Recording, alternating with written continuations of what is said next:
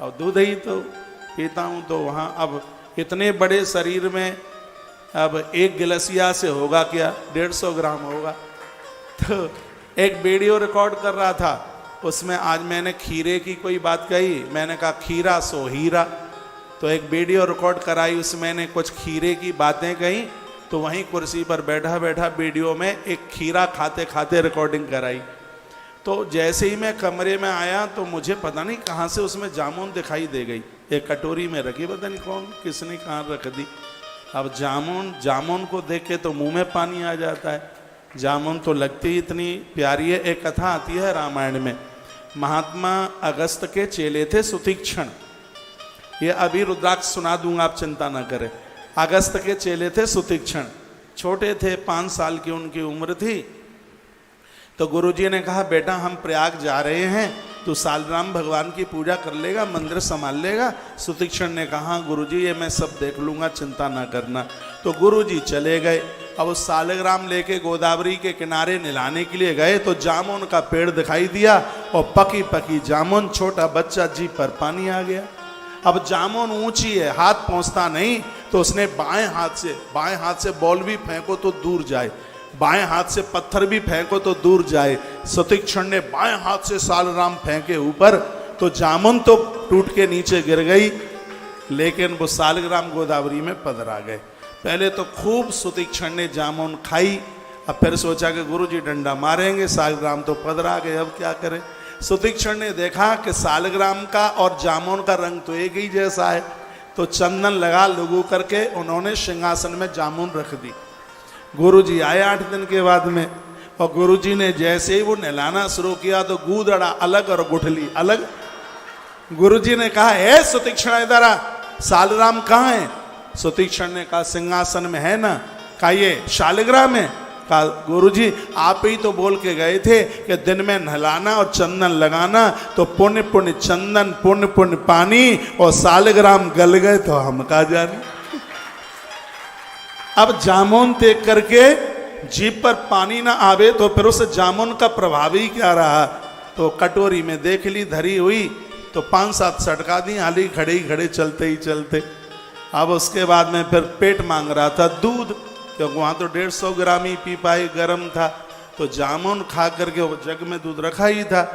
तो इतना तो ध्यान नहीं दिया कि तुम इतना प्रवचन करते हो कि खट्टे के साथ में कभी दूध ना लियो। ये मेरे दिमाग से ही बात उतर गई, और चलते ही चलते और वो दूध खींच दिया, दूध और जामुन।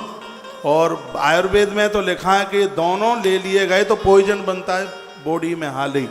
लेकिन जिस समय मैंने पी लिया, मैंने मनीष को उसी समय बोल दिया, मैंने कहा मैं तो बहुत बड़ी गलती कर गया, आज की कथा तो बड़ी मुश्किल ही हो पाएगी। ये मैंने कमरे में निकलते ही बात कही। जामुन और वो दूध ले लिया, लेकिन हनुमान जी महाराज ने बचा लिए, जहर बन जाता है। आगे के लिए सावधानी हो गई है। जितनी कथा छोटी है, थोड़ा टाइम ज़्यादा आपका ले लूँगा, कोई दिक्कत तो नहीं है, हैं? अब ठीक हूँ। अब वो बपन से 5 बार उल्टी हो गई है, वो बाहर निकल गया है, अब बॉडी ठीक है, अब सही है। मेरा वो ब्लड प्रेशर नापा गया तो वो तो सही निकला है, नीचे 90 है, ऊपर कितना है भाई? ऊपर 139 से ज़्यादा ही है फिर तो। हाँ 130-39 जो वो सही है, ठीक है, कोई ऐसी दिक्कत नहीं है। तो एक बार जयकारा लगा दो। अब मैं आपका धन्यवाद करूंगा कि इतनी देर में भी आप सब जम के बैठे रहे, बहुत अच्छे श्रोता है।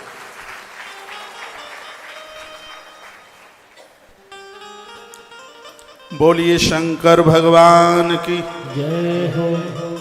तो रुद्राक्ष की महिमा आप सुन रहे। रुद्राक्ष मालिनम दृष्टा भूत प्रेत पिशाचः।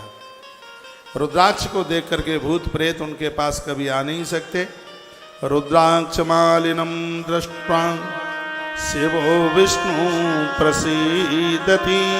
यहाँ जितने भी नारायण के भक्त बैठे हैं, श्याम बाबा के बैठे हैं, कन्हैया के बैठे हैं, गणेश जी के बैठे हैं, मैया जी के बैठे हैं, रामदेवरा बाबा के भगत बैठे हैं। इतना सुंदर मंदिर आज हमने देख लिया, आनंद हो गया है।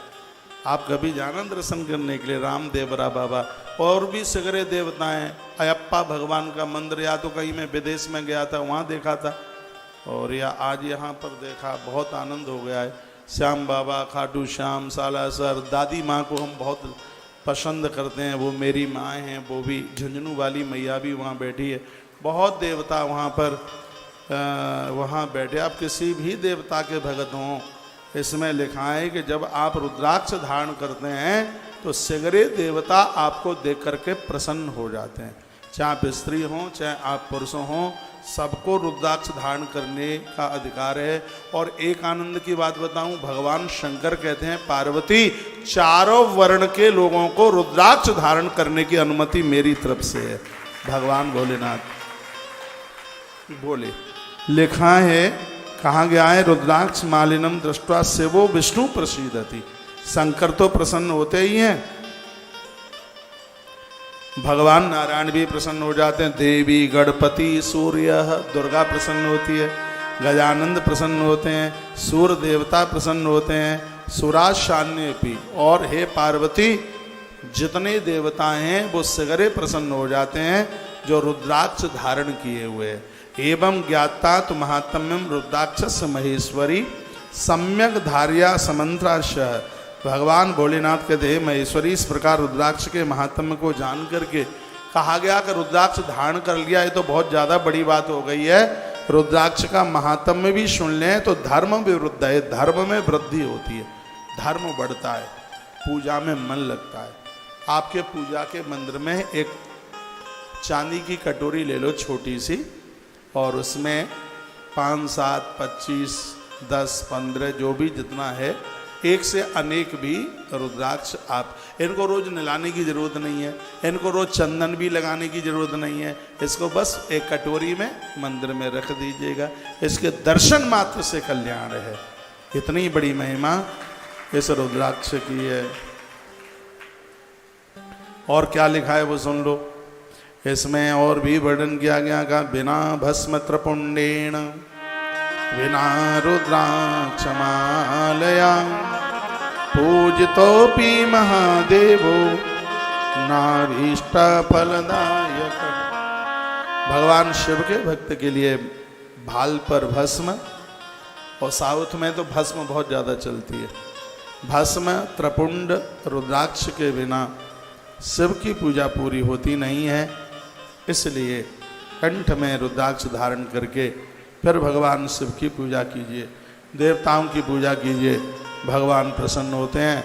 रुद्राक्ष भस्म नोर भक्ता सरमान कामान अपने याद। जो रुद्राक्ष धारण करते हैं, भस्म धारण करते हैं, उनकी सभी मनोकामना पूरी हो जाती हैं। यह सर्व सुखम, देखो रुद्राक्ष तुम पहनोगे, सुख तुम्हारी संतान को मिलेगा। रुद्राक्ष धारण तुम करोगे, व्यापार आपके बच्चों का बढ़ेगा। यह सर्व सुखम भुक्ता पुत्र पौत्रादि संयुतम, उनके घर में पुत्र और प्रपौत्रों की कमी नहीं आ सकती। जिनके घर में रुद्राक्ष की महिमा को समझा जाता है, रुद्राक्ष के महात्म्य को समझा जाता है, तो यह इतना बड़ा यह रुद्राक्ष का यह महात्म्य है। अब एक प्रश्न उठता है, क्या लहसुन प्याज खाने वाले भी रुद्राक्ष पहन सकते हैं क्या? नहीं, इसमें बिल्कुल मना किया गया है, उनके लिए मना कर दिया गया। कहा यह तो आपको परहेज करना ही चाहिएगा, नॉन वेज वाले भी इसको नहीं पहन सकते, इसके लिए शाकाहारी बनना पड़ेगा। धूम्रपान करने वाले लोग शंख नहीं बजा सकते, बीड़ी सिगरेट पीने वाले लोग शंख नहीं बजा सकते, मदरा का पान करने वाले लोग हैं वो बिल्कुल भी शंख नहीं बजा सकते, ऐसा ब्रह्म पुराण के अंतर्गत लिखा हुआ है। तो इन चीज़ों को धारण करने के लिए व्यक्ति को बहुत पवित्रता चाहिए, बहुत उसको पवित्रता चाहिए। और जब इन नियमों का पालन कर लिया गया है तो ये शीघ्र ही अपना प्रभाव दिखा देते हैं, शीघ्र ही प्रभाव, देर नहीं लगती। जब जामुन और दूध दोनों मिलकर मिनटों में अपना प्रभाव दिखा सकते हैं, तो शंकर की आंख से निकलने वाला रुद्राक्ष अपना प्रभाव क्यों नहीं दिखाएगा? बताया है, क्यों नहीं दिखाएगा? वो तत्काल अपना प्रभाव। असुज्ञम हृदयम, वर्णन किया गया है कि रुद्राक्ष आप पहनते हैं वो हृदय को छूना चाहिए। जो रुद्राक्ष हृदय को छूता है उन लोगों को हृदय संबंधी रोग नहीं होते, उनका हार्ट मजबूत होता है बहुत ज़्यादा। मैं रुद्राक्ष पहनता हूँ। एक बार की बात है लुधियाना की, उस समय मेरी उम्र 39-39 साल होती थी। अभी भी कोई बहुत ज़्यादा नहीं है। हाँ, आपके बड़े बेटे की जितनी उम्र है उतनी है। आप सेठों का खाया पिया ज़्यादा है, इसलिए स्ट्रक्चर थोड़ा मजबूत ज़्यादा हो गया था। तो डॉक्टर साहब मुझे ऐसे ही दयानंद मेडिकल कॉलेज है उसमें लुधियाना में, उन्होंने कहा महाराज जी आप चलिए, जहाँ से हमने पढ़ाई पढ़ी है एक बार हम अपना वो मेडिकल कॉलेज आपको दिखा करके लाते हैं।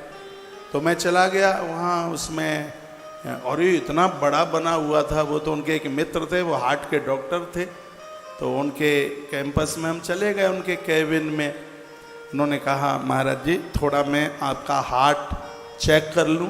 तो उन्होंने वो मशीनों में लिटा लुटू करके पता नहीं घंटों घंटों क्या होता रहा, हमें तो पता नहीं, कभी तो कराया नहीं है ऐसा। जब उन्होंने वो रिपोर्ट जब आई वो देखी, उन्होंने कहा थोड़ा आप अपना जीवन जीने का ढंग हमें बता पाएंगे। हमने कहा हुआ क्या ये बताओ। तो बोलते हैं कि 39 साल में तुम्हारा हार्ट 19 वर्ष जैसा है, 18-19 वर्ष जैसा है। फिर बातें चलती रही, मैं उनको बताता रहा। 3 से 4:30 बजे तक जगते हैं, कुछ ऐसा तो कुछ खाते नहीं हैं, चाय तक का परहेज है, और बहुत शरीर का बॉडी का ध्यान दिया जाता है। उन्होंने कहा ये तो और भी लोग कर लेते हैं, और भी कुछ होगा। तब मैंने अपना रुद्राक्ष निकाल करके दिखाया। मैंने कहा ये मेरा रुद्राक्ष 24 घंटे मेरे हृदय को छू करके रखता है। तो ये रुद्राक्ष हार्ट के लिए, हृदय के लिए एक वरदान है। बिना केमिकल का, सुनिए, बिना केमिकल, आजकल केमिकल लगा हुआ रुद्राक्ष ज़्यादा आता है।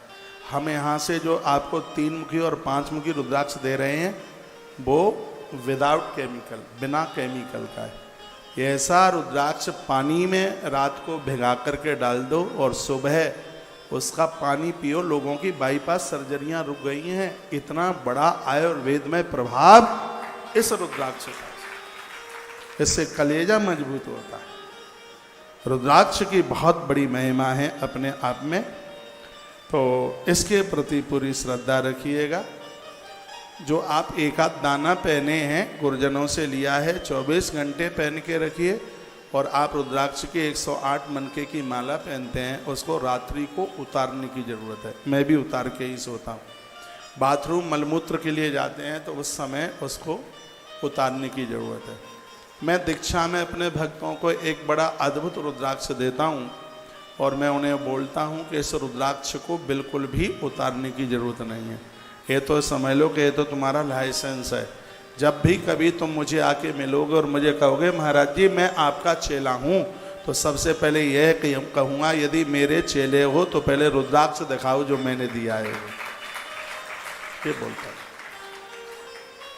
मेरा कोई कितना भी खासम खास हो, ये रुद्राक्ष जो मैं दीक्षा में देता हूँ वो सिर्फ दीक्षा वालों के लिए उपलब्ध होता है। मैं अपने गुरुदेव का रुद्राक्ष धारण किए हूँ। आज इस देश में हमारे लाखों परिवार ऐसे हैं जो रुद्राक्ष और तुलसी धारण करते हैं। हम वैष्णव लोगों की यही पहचान है। हमारे कंठ में रुद्राक्ष तुलसी यह होना ही चाहिए। ये कल्याण के ये दिव्य साधन है। ये एक बार जयकारा लगाइए, बोल भक्त वत्सल भगवान की, श्री हनुमंत बलवंत महाराज की जय जय श्री राम जय श्री राम श्री राम।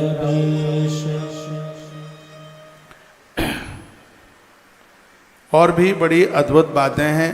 अब इसमें लिंगार्चन की बात कल मैं निवेदन कर रहा था। चारों वेदों में भगवान शंकर की पूजा की बात कही गई है। वेद का नाम द्विजानाम च पूजा वेद मार्गद। उस ब्राह्मण को बहुत बड़ा ब्राह्मण माना गया है जो 3 काम करता है। बहुत बड़ा, सबसे बड़ा, बहुत बड़ा क्या, 3 काम करता है।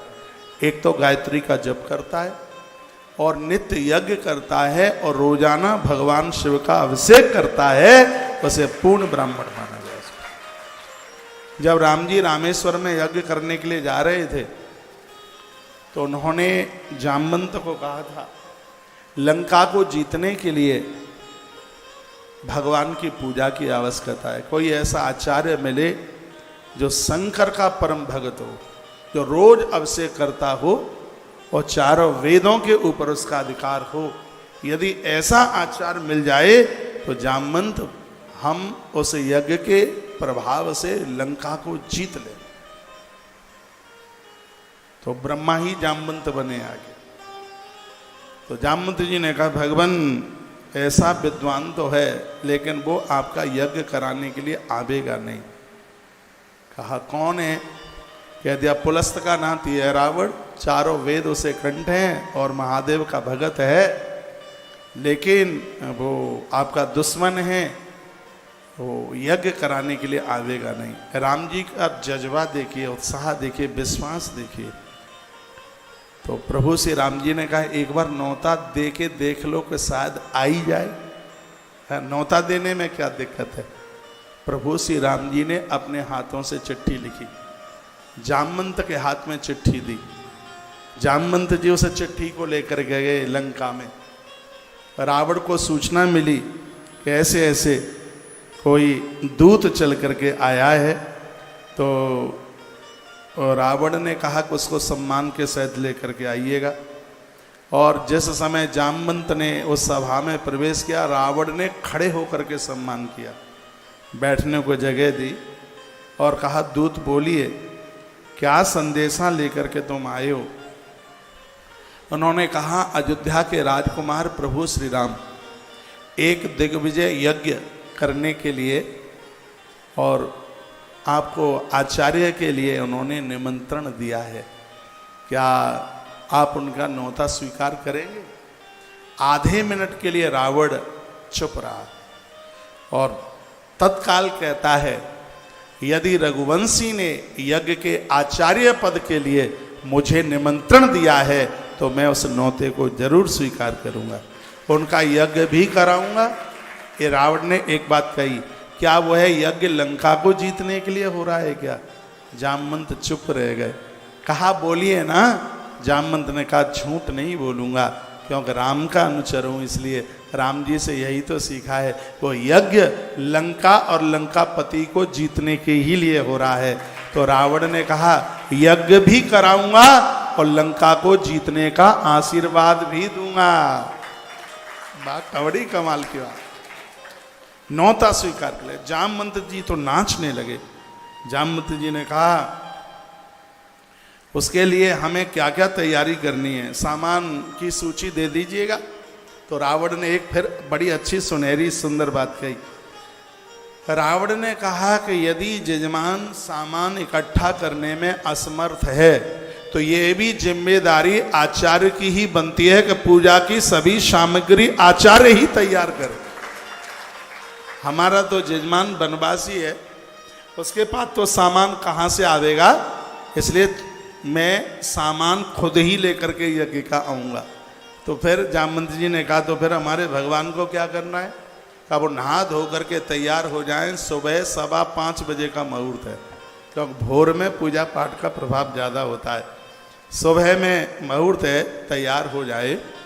तो जामवंत चले गए, राम जी को सूचना दी, बड़ी वहाँ प्रसन्नता हुई। इधर रावण जानकी माता के पास गया। रावण ने स्वयं अपने मुंह से सूचना दी, कहा देवी ऐसे ऐसे तुम्हारे पति एक दिग्विजय यज्ञ करने के लिए जा रहे हैं और उसमें उन्होंने आचार्य पद के लिए मुझे निमंत्रण भेजा है और मैंने उस न्योता को स्वीकार कर लिया है। गृहस्थी हैं राम, बगल में यज्ञ में बैठने के लिए पत्नी का होना बहुत ज़्यादा जरूरी है, इसलिए तुम्हें लेने के लिए आया हूँ। तुम स्वतंत्र तब तक हो जब तक यज्ञ पूरा होता है, तब तक जैसे लेके जा रहा हूँ पूर्णाहुति होते ही संग लेकर के आ जाऊँगा। महात्मा कंबन ने अपनी रामायण में लिखा है, माँ जानकी ने खड़े होकर के रावण के चरणों में प्रणाम किया। ये कंबन रामायण मैंने कोरोना काल में आपको सुनाई है, बड़ी अद्भुत है। महात्मा कंब की रामायण है, बड़ी अद्भुत रामायण। तो उसने प्रणाम किया, माता जानकी को रथ में बिठाया और रावण लेकर के चला। रथ वहाँ रोक दिया दूर, मेघनाद संग गया था, रथ दूर रोक दिया गया। रावण आगे बढ़ा, प्रभु के अनुयायियों को पता चल गया स्वयं प्रभु श्री राम जी सम्मान के लिए आगे बढ़ के आए, आचार्य को अंदर लेकर के गए, बैठने को जगह दी। राम तो स्नान किए हुए बैठे ही थे और रावण को कहा कि मुझे क्या करना है। रघुवंशी राम, हे आचार्य, हे ब्रह्मा के शिष्य, हम आपका बहुत सम्मान करते हैं। तो रावण ने कहा यज्ञ में बैठना है, उसमें पत्नी का होना जरूरी है, पत्नी को बिठाओ संग में। राम जी ने कहा पत्नी तो नहीं है। तो रावण ने कहा कि 3 कारणों में आदमी अकेला यज्ञ कर सकता है, या तो वो अविवाहित हो, उसका विवाह न हुआ हो तो अकेला बैठ के यज्ञ कर सकता है, या पत्नी की मृत्यु हो गई हो पत्नी की, तो यज्ञ अकेला व्यक्ति कर सकता है, या पत्नी अपनी राजी से पति को छोड़ के चली गई हो तो वो यज्ञ में बैठ सकता है। तो बताइए 3 में से कौन सा कारण है? तुम अविवाहित हो, या पत्नी गुजर गई है, या पत्नी तुम्हें छोड़ के चली गई है।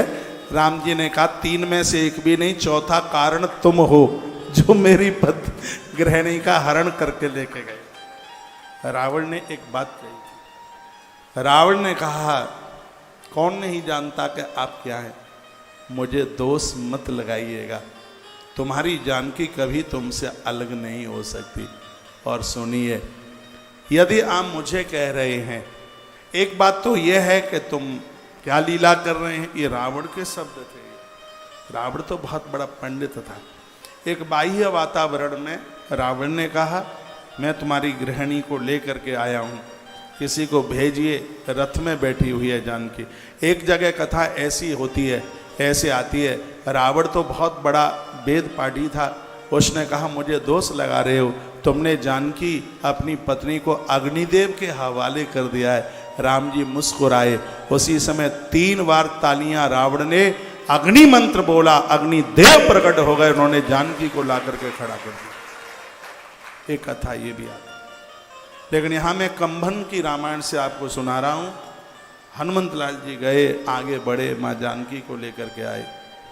माता जानकी यज्ञ में बैठी और आनंद की बात यह थी, बहुत संक्षेप में सुना रहा हूं, यज्ञ पूरा हो गया। जब यज्ञ पूरा हो गया तब प्रभु श्री राम जी ने दक्षिणा देने के लिए कहा, दक्षिणा मांग लीजिए।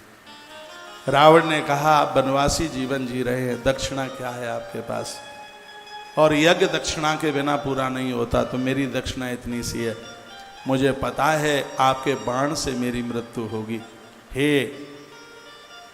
देव, यह पुलस्त का नाती पहले तो आपको आशीर्वाद देता है, मैं ब्राह्मण हूं, मैंने यज्ञ कराया है, आशीर्वाद देने का अधिकार है, तुम लंका के ऊपर विजय प्राप्त करोगे, ये मेरा आपके लिए आशीर्वाद। अब बात रही दक्षिणा की। रावण ने एक बात और यहां कही थी। रावण ने कहा था कि आप शिव के पुजारी हैं, आप शंकर के पुजारी हैं, और आप शिव की पूजा के बिना जल भी नहीं पीते। शिव का पुजारी तो मैं भी हूं, इसलिए मैंने लंबा जीवन जिया है, लेकिन हे राम, आप जैसा धार्मिक नहीं कोई हो सकता। मेरे अंदर गलतियां आई हैं, इसलिए मेरा धर्म मुझे छोड़ करके जा रहा है। ये रावण के शब्द थे। रावण ने कहा कि दक्षिणा में आप देना चाहते हो तो बस मेरी मांग इतनी सी है, जिस समय मैं नीचे गिर पड़ूं उस समय एक बार मेरी आंखों के सामने आके मुझे दर्शन दे देना, बस यही। तो इतना सा प्रसंग मैंने जो आपको सुनाया वो इस बात को कहता है कि जो यजन करते हैं, जो अभिषेक करते हैं, जो जप करते हैं, उनको बहुत शक्ति मिलती है। तो यहाँ वर्णन किया गया है, ऐसा ब्राह्मण जो याज्ञिक है, वैदिक है, जापक है, ऐसे ब्राह्मण मिलते कहाँ हैं आजकल, बहुत अभाव हो गया। कभी कभी तो लगता है कि ब्राह्मण महादेव और विष्णु की तरह कैलेंडर पर छपे न रह जाएं, यदि यही स्थिति रही। श्राद्धों में उसी ब्राह्मण को जमाने से पुरखे संतुष्ट होते हैं। गरुड़ पुराण में लिखा है, जो ब्राह्मण वैदिक कार्य करता है, जो दुकानदार है, सिपाही है, नौकरी करता है, वह श्राद्ध में जीमने का बिल्कुल अधिकारी नहीं है। श्राद्ध में वही ब्राह्मण जो वैदिक कार्य करता है उसी को उसमें जीमने का अधिकार है, और उसी के ही द्वारा पुरखे संतुष्ट होते हैं। तो ये बड़ी अद्भुत बातों का जो वर्णन, जो विवेचन किया गया है, एक से एक बात बड़ी अद्भुत है। एक बार जयकारा लगाइए, बोल भक्त वत्सल भगवान की, श्री हनुमंत बलवंत महाराज की, परम कल्याणी गैया माता की जय जय श्री राधे श्री राधे श्री राधे श्याम। देखो यहाँ भगवान नंदीश्वर कार्तिकेय को कहते हैं कि पाप के अंश से पाप बढ़ता है, पुण्य के अंश से पुण्य बढ़ते हैं। पाप करेंगे तो पाप करने से पाप घटता नहीं है, पाप करने से पाप बढ़ता है। पुण्य करने से पुण्य घटता नहीं है, पुण्य करने से पुण्य बढ़ता है। बीजांशो क्वचिद पापेन पुण्यम च वृद्धि पूर्वेण नश्यति। एक बात यहाँ बड़ी सुंदर कही है, यदि आपके पुण्य बढ़ेंगे तो पाप का अंकुर समाप्त हो जाएगा, खत्म हो जाएगा। इसलिए ऐसे काम कीजिए जिसके द्वारा हमारे पुण्य बढ़ते जाएं, ऐसे काम करें। पुण्य जब आपके बढ़ेंगे तो पुण्यों की दीवाल के द्वारा पाप रूपी पेड़ है वो धरती में मिल जाएगा, फिर वह कभी खड़ा ही नहीं हो सकता। पुण्य क्षेत्रे कृतम पापम में दंडापि जायते। पुण्य क्षेत्र में किया गया पाप है वो वज्र की तरह हो जाता है, पुण्य क्षेत्रों में किया गया जो पुण्य है वो अक्षय हो जाता है। इसलिए जब भी कभी आप तीर्थों में जाते हैं तो ज़्यादा से ज़्यादा भजन, पूजा पाठ, दान वगैरह ये कीजिएगा। उसके बाद एक अध्याय में सदाचार का वर्णन किया गया, वो भी सुन लें, और ये लिखने के लायक बात है। सुबह भोर से जगते हैं और सो जाते हैं तब तक की बात कही गई है। सर्वो यईश प्राची मुख चिंतये देव पूर्वकान धर्मान नाश तत्फलनाशायन च व्यमेव च आयु द्वेष मरणम पापम भाग्यम तथैव च। इन श्लोकों का अर्थ है कि प्रातः जब आप जागते हैं तो पूर्व में मुख करके ही जागिए। प्रातः जब आप जागें तो सबसे पहले पूर्व दिशा की तरफ मुँह कीजिए। पूर्व की तरफ मुख करके जो जागते हैं उनकी आयु बढ़ती है, उम्र बढ़ती है। पूर्व की तरफ अग्नि कोण की तरफ मुख करके आप जागते हैं तो परिवार में द्वेष हो जाता है, झगड़े हो जाते हैं। दक्षिण दिशा में मुख करके सोते हो तो व्यक्ति की मौत भी हो जाए तो आश्चर्य मत मानिएगा। जो दक्षिण दिशा की तरफ पाम करके मुख करके सोते हैं उनका ब्लड प्रेशर बहुत ऊपर जाता है, उनका रक्तचाप बढ़ता है, और ये बड़ी खतरनाक बीमारी है। कहीं एक आध दिन के लिए जाते हैं वो बात अलग है। नियम से आपके बेडरूम में पाम दक्षिण की तरफ नहीं होने चाहिए, ऐसा सिंह महापुराण के सदाचार वर्णन में विद्येश्वरी संहिता में वर्णन किया गया है। मैं तो आपको श्लोक बोल बोल करके बात कर रहा हूँ। लिखा है मरणम दक्षिण दिशा, दक्षिण दिशा की तरफ यदि मुख करके पाम करके सोते हैं तो यदि मृत्यु भी हो जाए आयुर्द्वेष मरणम पापम भाग्यम तथैव च व्याधिम पुष्टि तथा शक्तिम प्रातः उत्थान दिग्फलम। ये आठों दिशा की तरफ जगने का भाव बताया है। एक बार फिर रिपीट कर रहा हूँ, पूर्व की दिशा की तरफ मुंह करके सोओगे तो आयु बढ़ेगी। अग्नि कोण में मुख करके सोओगे। मैं निवेदन करूँगा त्रिकोण का प्लॉट आपको फ्री में भी मिलता है तो भी मत लेना, उस पर मकान मत बनाना। मत्स्य पुराण कहता है त्रिकोण उसे कहते हैं जिस प्लॉट की चौथी भुजा दिखती ही नहीं है। व्यापार के लिए सिंहमुखी प्लॉट बहुत बढ़िया है, और आपके आवास के लिए गौमुखी प्लॉट बहुत ज़्यादा बढ़िया है। जिनका प्लॉट गौमुखी है वो घर में नहीं रह रहे, ग्रंथ में लिखा है वो इंद्र के सदन में रह रहे हैं, वो अमरावती में रह रहे हैं। उसकी इतनी बड़ी उसकी विशेषता है। व्यापार के लिए सिंहमुखी और आवास के लिए गौमुखी। जो त्रिकोण वाले जो प्लॉट हैं ये तो मरणासन है, आदमी को मार के रख दे।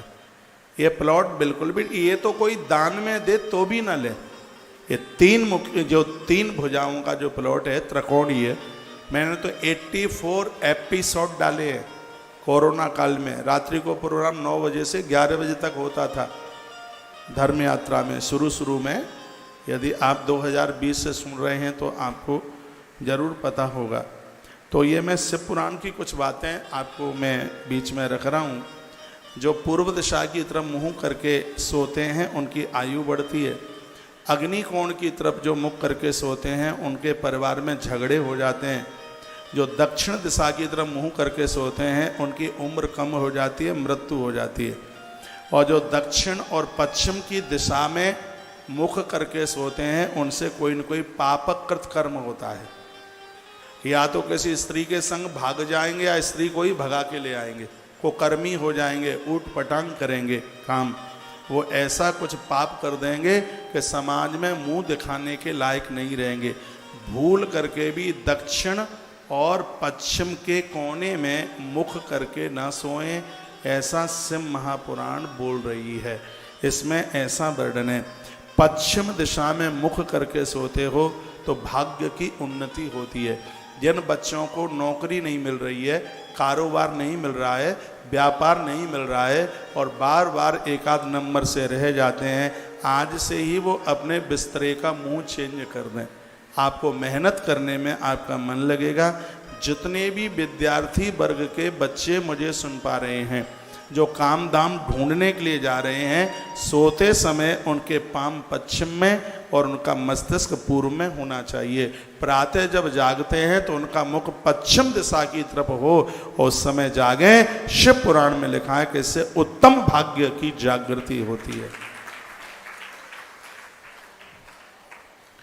तालियां कुछ ज्यादा मरी मराई नहीं बजी हैं।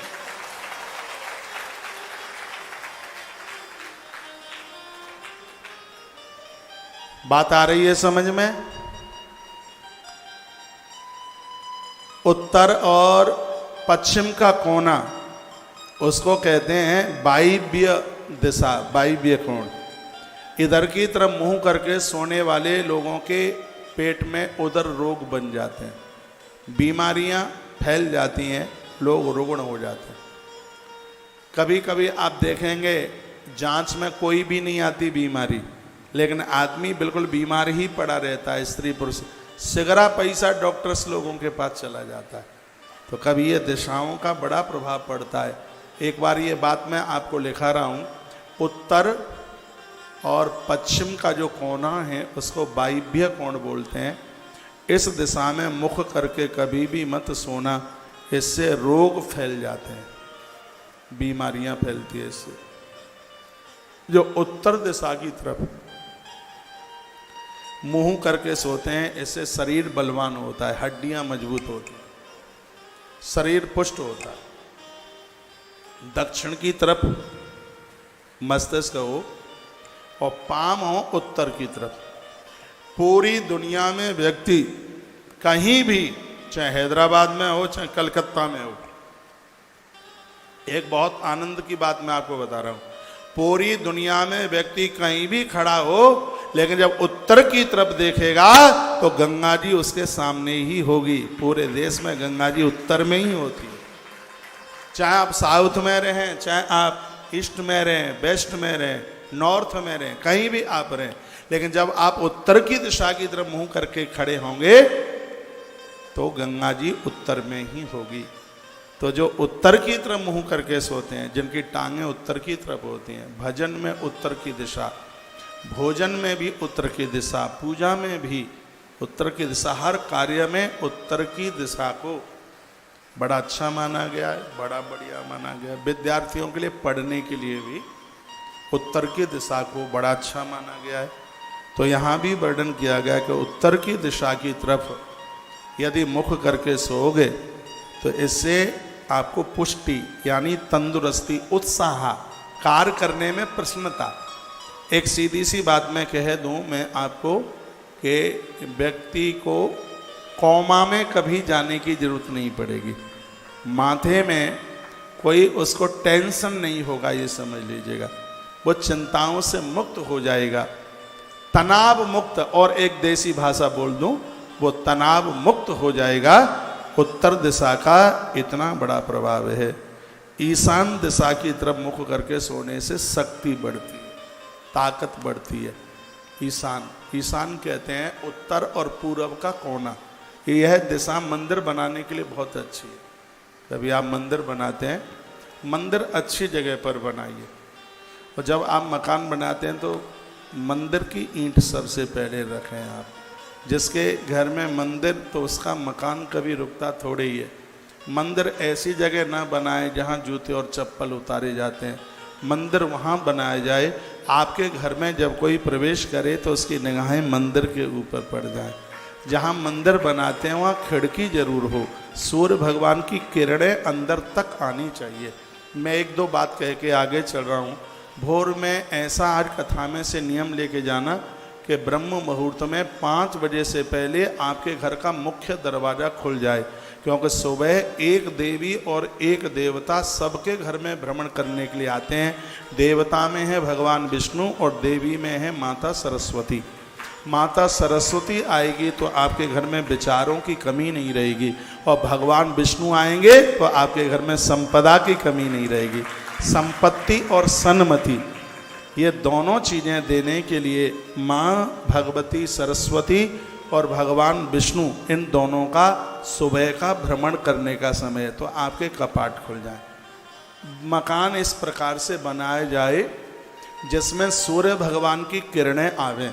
मैंने अग्नि पुराण में पढ़ा है कि घर में जब कोई ऋतुमती, ऋतुकाल में नारी जहाँ 5-4 दिन पूजा के लायक नहीं होती, जब वो कहीं देवी देवताओं के सामने से निकल जाती है, या तुलसी के सामने से निकल जाती है, या रसोई के सामने से निकल जाती है, तो उस जगह की अपवित्रता उसी समय समाप्त हो जाती है जब सूर्य भगवान की किरणें घर में आकर के पड़ जाती है। सूर्य भगवान की किरणों का इतना बड़ा प्रभाव है। आजकल तो फ्लैट वाला मामला है, आप फ्लैट भी खरीदते हैं तो उसमें भी ये देखिए कि सूर्य की रोशनी आनी चाहिए। तुलसी तपोवन मठ श्रीधाम वृंदावन में 1000 कमरे का एक बहुत बड़ा आश्रम बनाया जा रहा है। इसलिए मैं इन सेठों के घर में रुकता हूँ तो उनके बाथरूमों की टोंटी देखता रहता हूँ, उनका फर्श देखता हूँ, या उनकी फ्लोरिंग देखता हूँ, और मुझे ज़्यादा अच्छा लगता है तो मैं उसकी एक आध फ़ोटो भी ले लेता हूँ। पुरुषोत्तम भैया, मैंने आपके एक आध गेट की फ़ोटो लिखवा ली है, अच्छा लगा, इन्होंने बड़ा अच्छा बनाया है। और मैंने अपने इंजीनियर लोगों को, मैं उनको बोलता हूँ कि देख ये गेट कितना बढ़िया है, इसकी मोटाई देख। इंजीनियर लोगों को, भैया इनको ये देखिए ना, जीवन में कोई काम करो उत्साह के साथ कर रहे हो तो एक बार आदमी आके खड़ा हो तो ये तो कही दे क्या कमाल का बनाया है। तो मेहनत करने का भी आनंद होता है। इतना बड़ा आश्रम बनाया जा रहा है, बहुत लंबी चौड़ी जगह में वो बनाया जा रहा है। वो स्थान इतना पावन होता है जिसके आंगन में खड़े होकर के आकाश दिखाई दे जाए। इतना खुला कुछ छोड़िए, ये आश्रम बन रहा है, जाके बीच में खड़े होकर के अंबर आकाश दिखाई देता है। तो वहाँ से सूर्य की किरणें नीचे उतर के आए। ये स्वास्थ्य के लिए भी और वास्तु के लिए भी इसको बहुत अच्छा माना गया। आजकल तो लोग फ्लैट में रहते हैं, नहीं तो ये बताया गया है कि जो प्लॉट का केंद्र है, बिल्कुल बीचा बीच की जगह है, उसके ऊपर कोई ईंट पत्थर नहीं आना चाहिए, उसको खाली छोड़ दिया जाए। वो स्थान माँ तुलसी के लिए होता है, और जिस घर में तुलसी होती है ना उस घर में वास्तु दोष रहता, ना उस घर में पितृ दोष रहता। आज तो सब कुछ महंगा हो गया, उतनी व्यवस्था बनती नहीं है। राजस्थान के भाई बहन और भी प्रदेशों के लोग बैठे हैं, आपने देखा होगा पुराने समय में हवेलियां बनती थी तो बीच का आंगन खाली छोड़ देते थे, तो उसमें एक ट्रैक्टर एक जाल डाल दे देते थे उस ऊपर में, कहते थे कि आंगन, और आंगन में यूँ मुड़गारी बना दी जाती थी। मुड़गारी जान रहे हैं, मेरी भाषा आप समझ रहे हैं।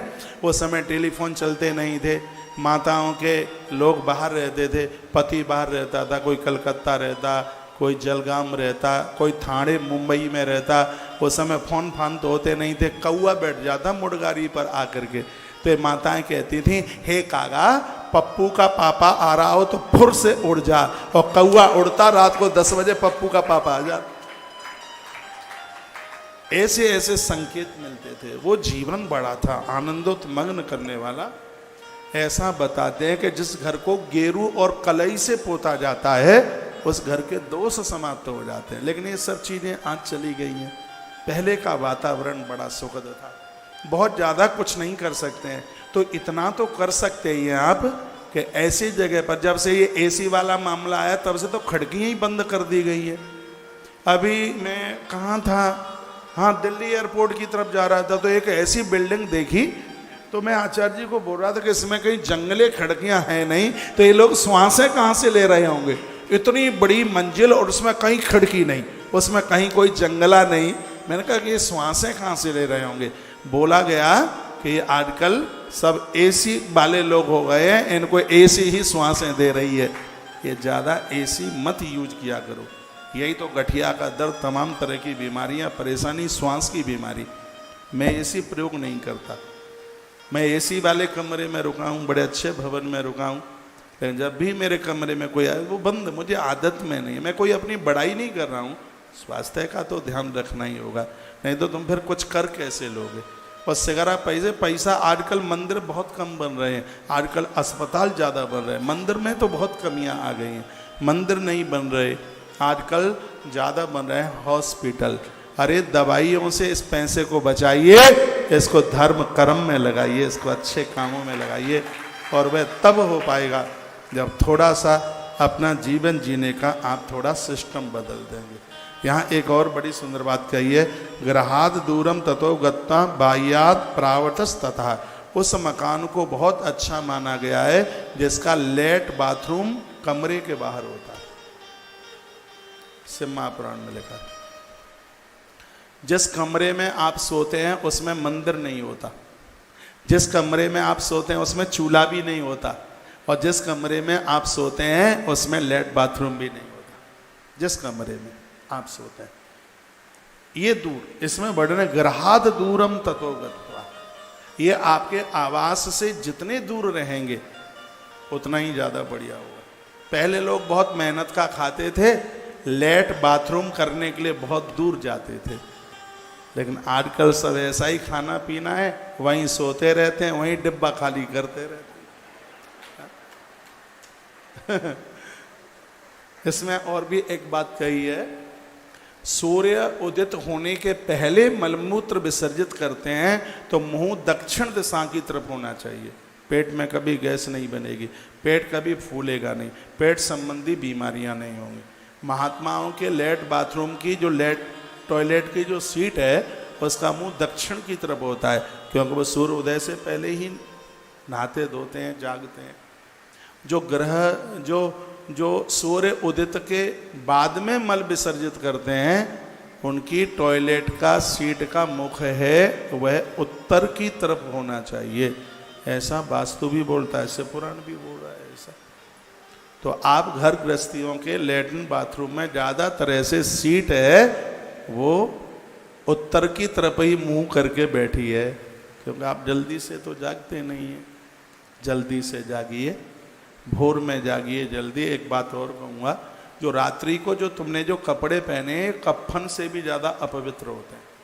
जो रात को तुम कपड़े जिन पहन को सोए 9 नालों में से बेकार निकलते हैं, टपकते हैं, तो ये बहुत अपवित्र होते हैं। जो रात्रि को जो कपड़े आप पहन करके सोए हैं, इन कपड़ों को पहनकर ना तो आप तुलसी तोड़ सकते, इन कपड़ों को पहन करके ना आप फूल तोड़ सकते, इन कपड़ों को पहन करके ना आप रसोई में जा सकते, इन कपड़ों को पहन करके ना आप भगवान के मंदिर में जा सकते। यह जरूरी नहीं है कि वस्त्र नया हो, लेकिन ये जरूरी है कि वस्त्र धुला हुआ होना चाहिए।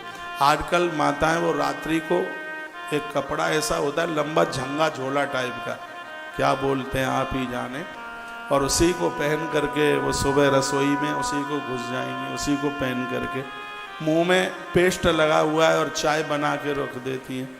उधर पति कहता है कि थोड़ा अदरक ज़्यादा सा डाल देना, तो वहीं से चुप रह, तो कुछ मटेरियल वो चाय में ही टपक जाता है। मैंने देखा है, ये तो सुनी सुनाई बात नहीं है।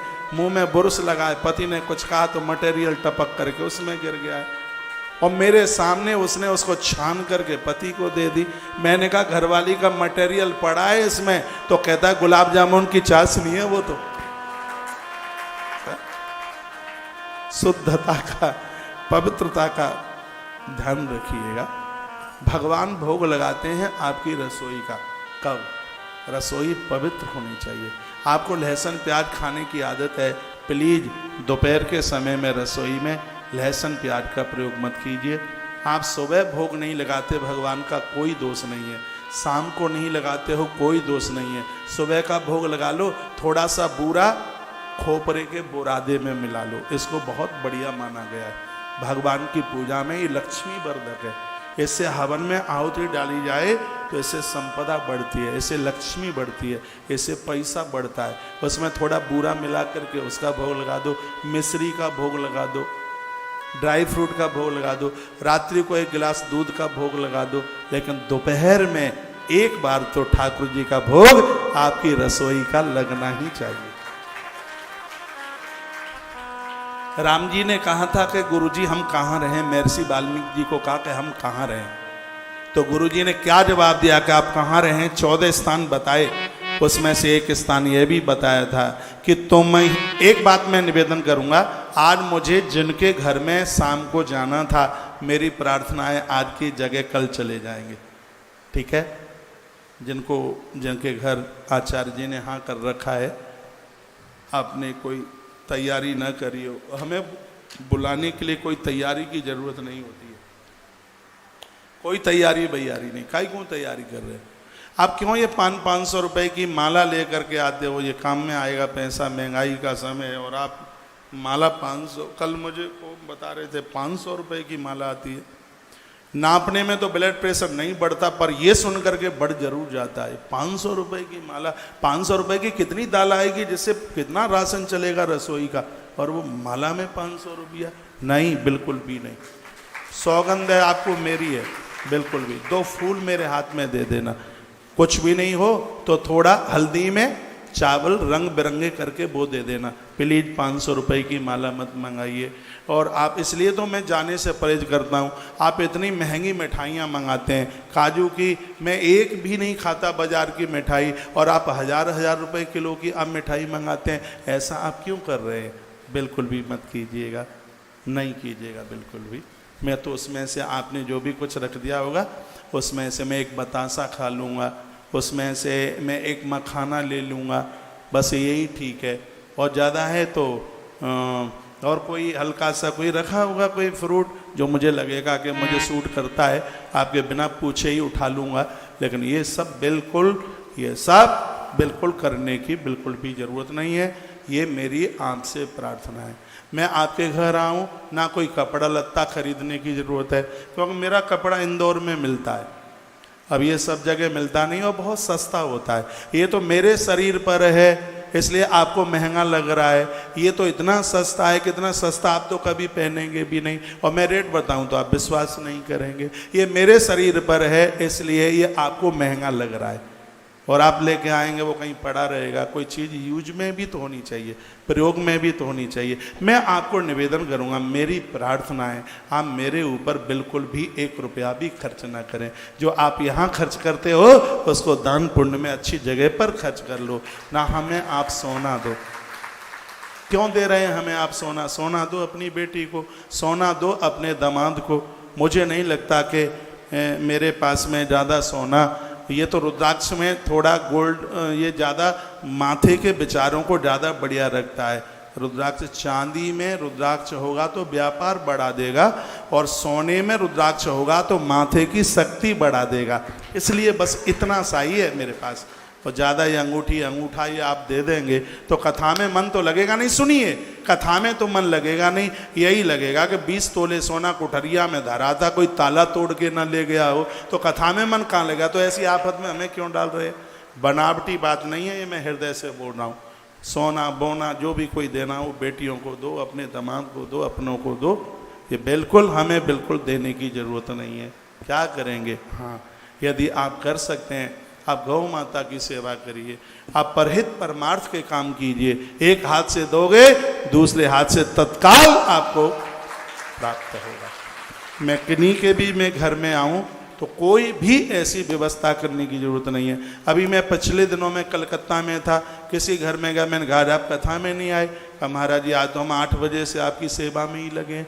अरे क्या हम इतने बड़े हाथी हो गए हैं कि हमारे लिए महाराज कुंटल का कुंटल आहार चाहिए है? इतनी व्यवस्था हमारे लिए नहीं, बिल्कुल भी नहीं। हम तो साधारण से, आपको अपने दामाद को बुलाने के लिए कुछ व्यवस्था करनी पड़ेगी, आपको समधी को बुलाने के लिए कुछ व्यवस्था करनी पड़ेगी, हमें बुलाने के लिए आपको कुछ भी करने की आवश्यकता नहीं है। तो जिनके यहाँ मुझे आज जाना था, थोड़ा कथा छोड़ने में मुझे देरी हो जाएगी क्योंकि कथा बीच में थोड़ी डिस्टर्ब हो गई है। तो मैं आचार्य जी कहीं जाना था तो उनको प्रार्थना कर लेते हैं, कल आ जाएंगे, ठीक है? राधे राधे। 2 पंक्तियां भगवान शिव को समर्पित कर दें। बेलपत्र महात्म्य सुनाने जा रहा हूं, तो आइए मानसिक भाव से बेलपत्री चढ़ा दें।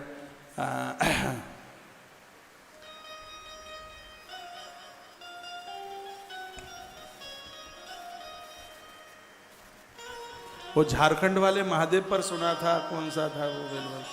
शर्मा जी सुनाते थे, ध्यान है? हाँ यही ठीक है, चलो तालियां आप ही बजाएंगे। ये बताओ मुझे, कथा सुनाऊं आपको और ताली बजाने के लिए बुलाऊं सिकंदराबाद से? ये संभव नहीं है बिल्कुल भी। हाँ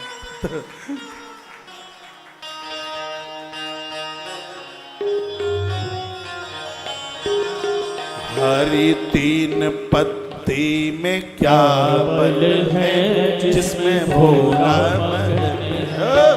हरि 3 पत्तों में क्या बल है जिसमें भोला मगन है। भोला मगन है, भोला मगन है, भोला मगन है, शंभू मगन है।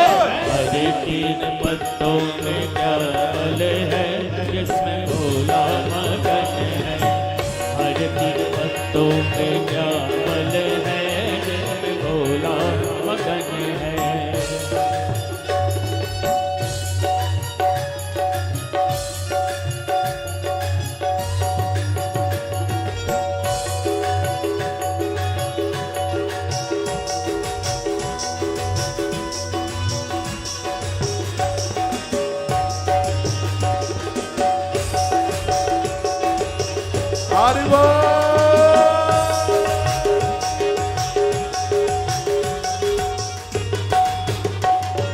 सरयो मगन है, गोमती मगन है। सरयो मगन है, गोमती मगन है। सरयो मगन है, हाँ गोमती मगन है। गंगा में ऐसा क्या बल है जिसमें भोला मगन है। हर 3 पत्तों में क्या बल है जिसमें भोला मगन है। एक बार दोनों हाथ, कैमरा उधर।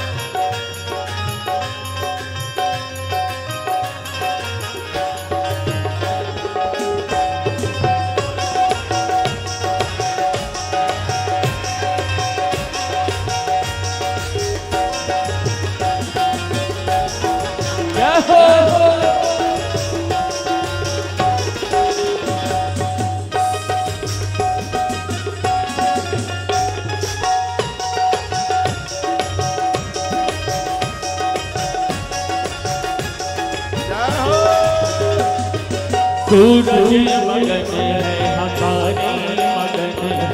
सूरज मगन है, हकारी मगन है। सूरज मगन है, हकारी मगन है। चंदा में ऐसा क्या बल है जिसमें भोला मगन है। हर 3 पत्तों में क्या बल है जिसमें भोला मगन है। हर 3 पत्तों में क्या बल है जिसमें भोला मगन है।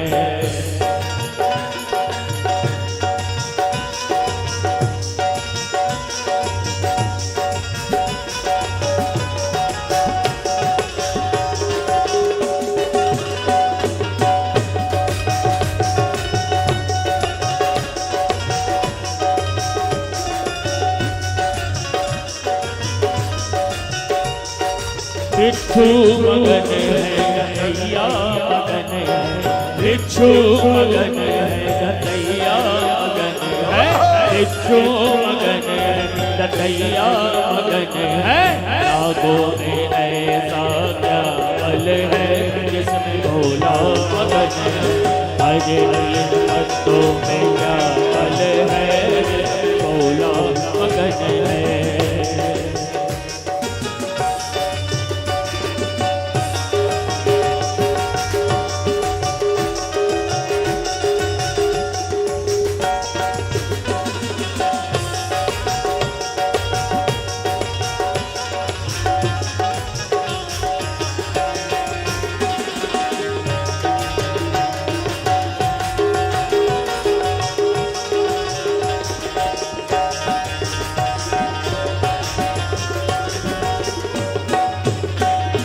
तबला मगन है ढोलक मगन है, तबला मगन है पेड़ मगन है, तबला मगन है पंजो मगन है।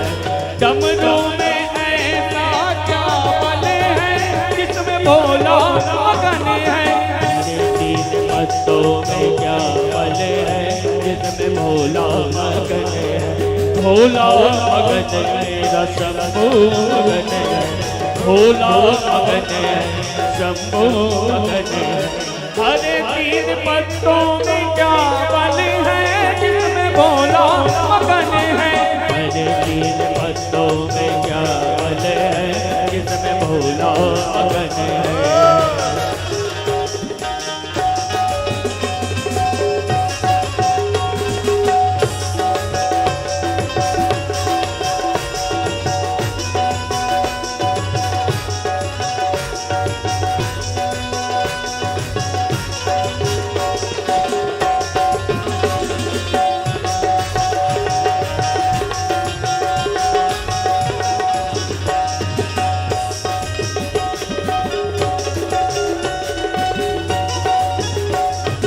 लड्डू मगन है मेरा मगन है, लड्डू मगन है मेरा मगन है। भाग्य में ऐसा क्या बल है जिसमें भोला मगन है, अरे तीन पत्तों में क्या बल है जिसमें भोला मगन है। भोला मगन है शंभू मगन है, भोला मगन है शंभू मगन है। हरे तीन पत्तों में क्या बल है जिसमें भोला मगन है, हरे तीन पत्तों में क्या बल है जिसमें भोला मगन है। भोला मगन है हाजी शंभू मगन है, भोला मगन है शंभू मगन है। हरे तीन पत्तों में क्या बल है जिसमें भोला मगन है, हरे तीन पत्तों में क्या बल है जिसमें भोला मगन है, हरे तीन पत्तों में क्या बल है जिसमें भोला मगन है।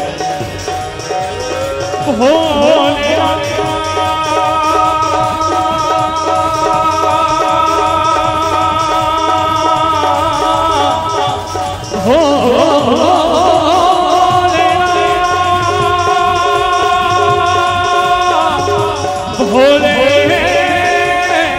भोले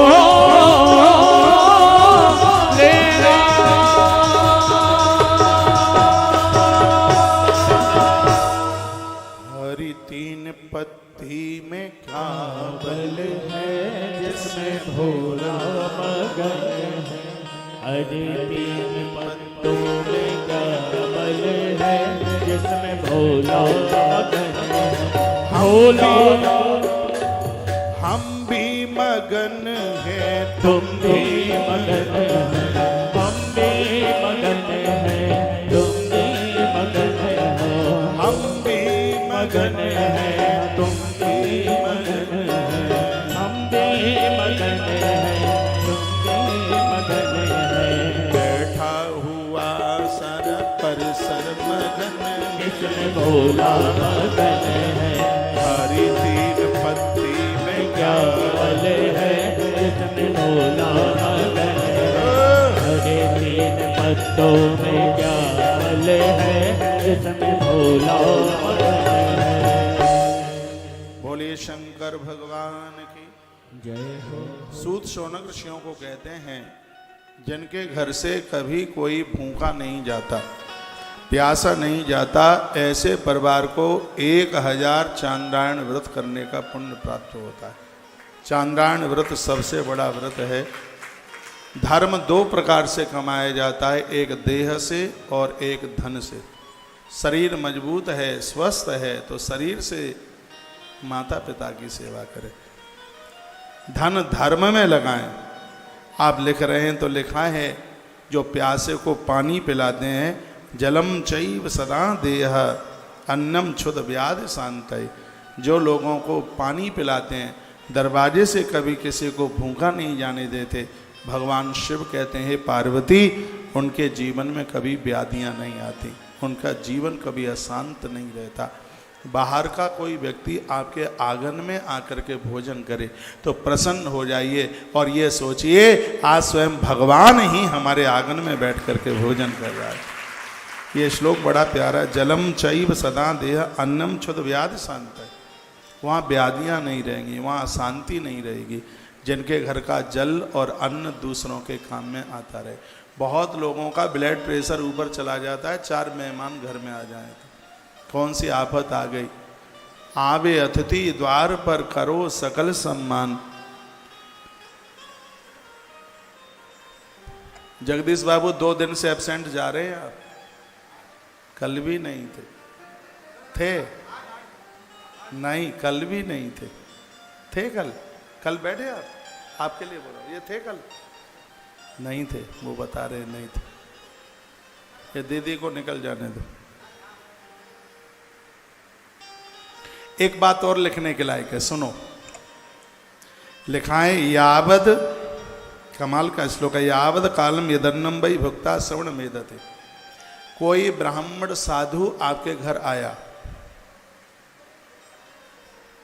पुरुषोत्तम भैया आपके मतलब की बात है क्योंकि बहुत ब्राह्मण तुम्हारे घर में भोजन कर रहे हैं। इसमें लिखा है यावद कालम यदन्नम वै भुक्ता श्रवण मेदते।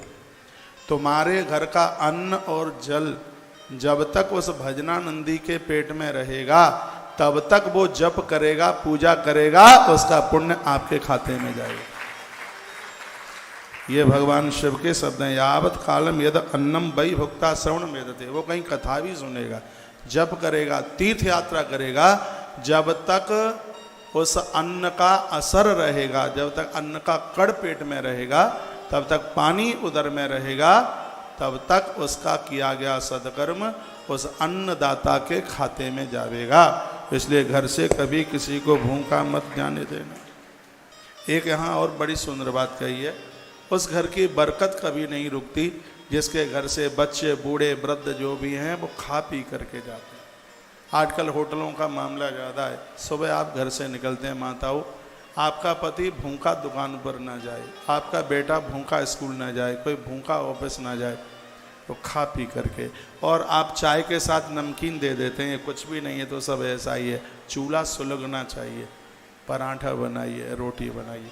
रास्ते की चली हुई रोटियां कभी नहीं खाई जाती, पराठा रास्ते का, उसमें घी लगना चाहिए।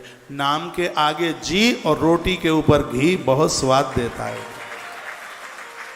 ये बिना चुपड़ी रोटी मत खाया करो, बिना, ये भूतों का भोजन है।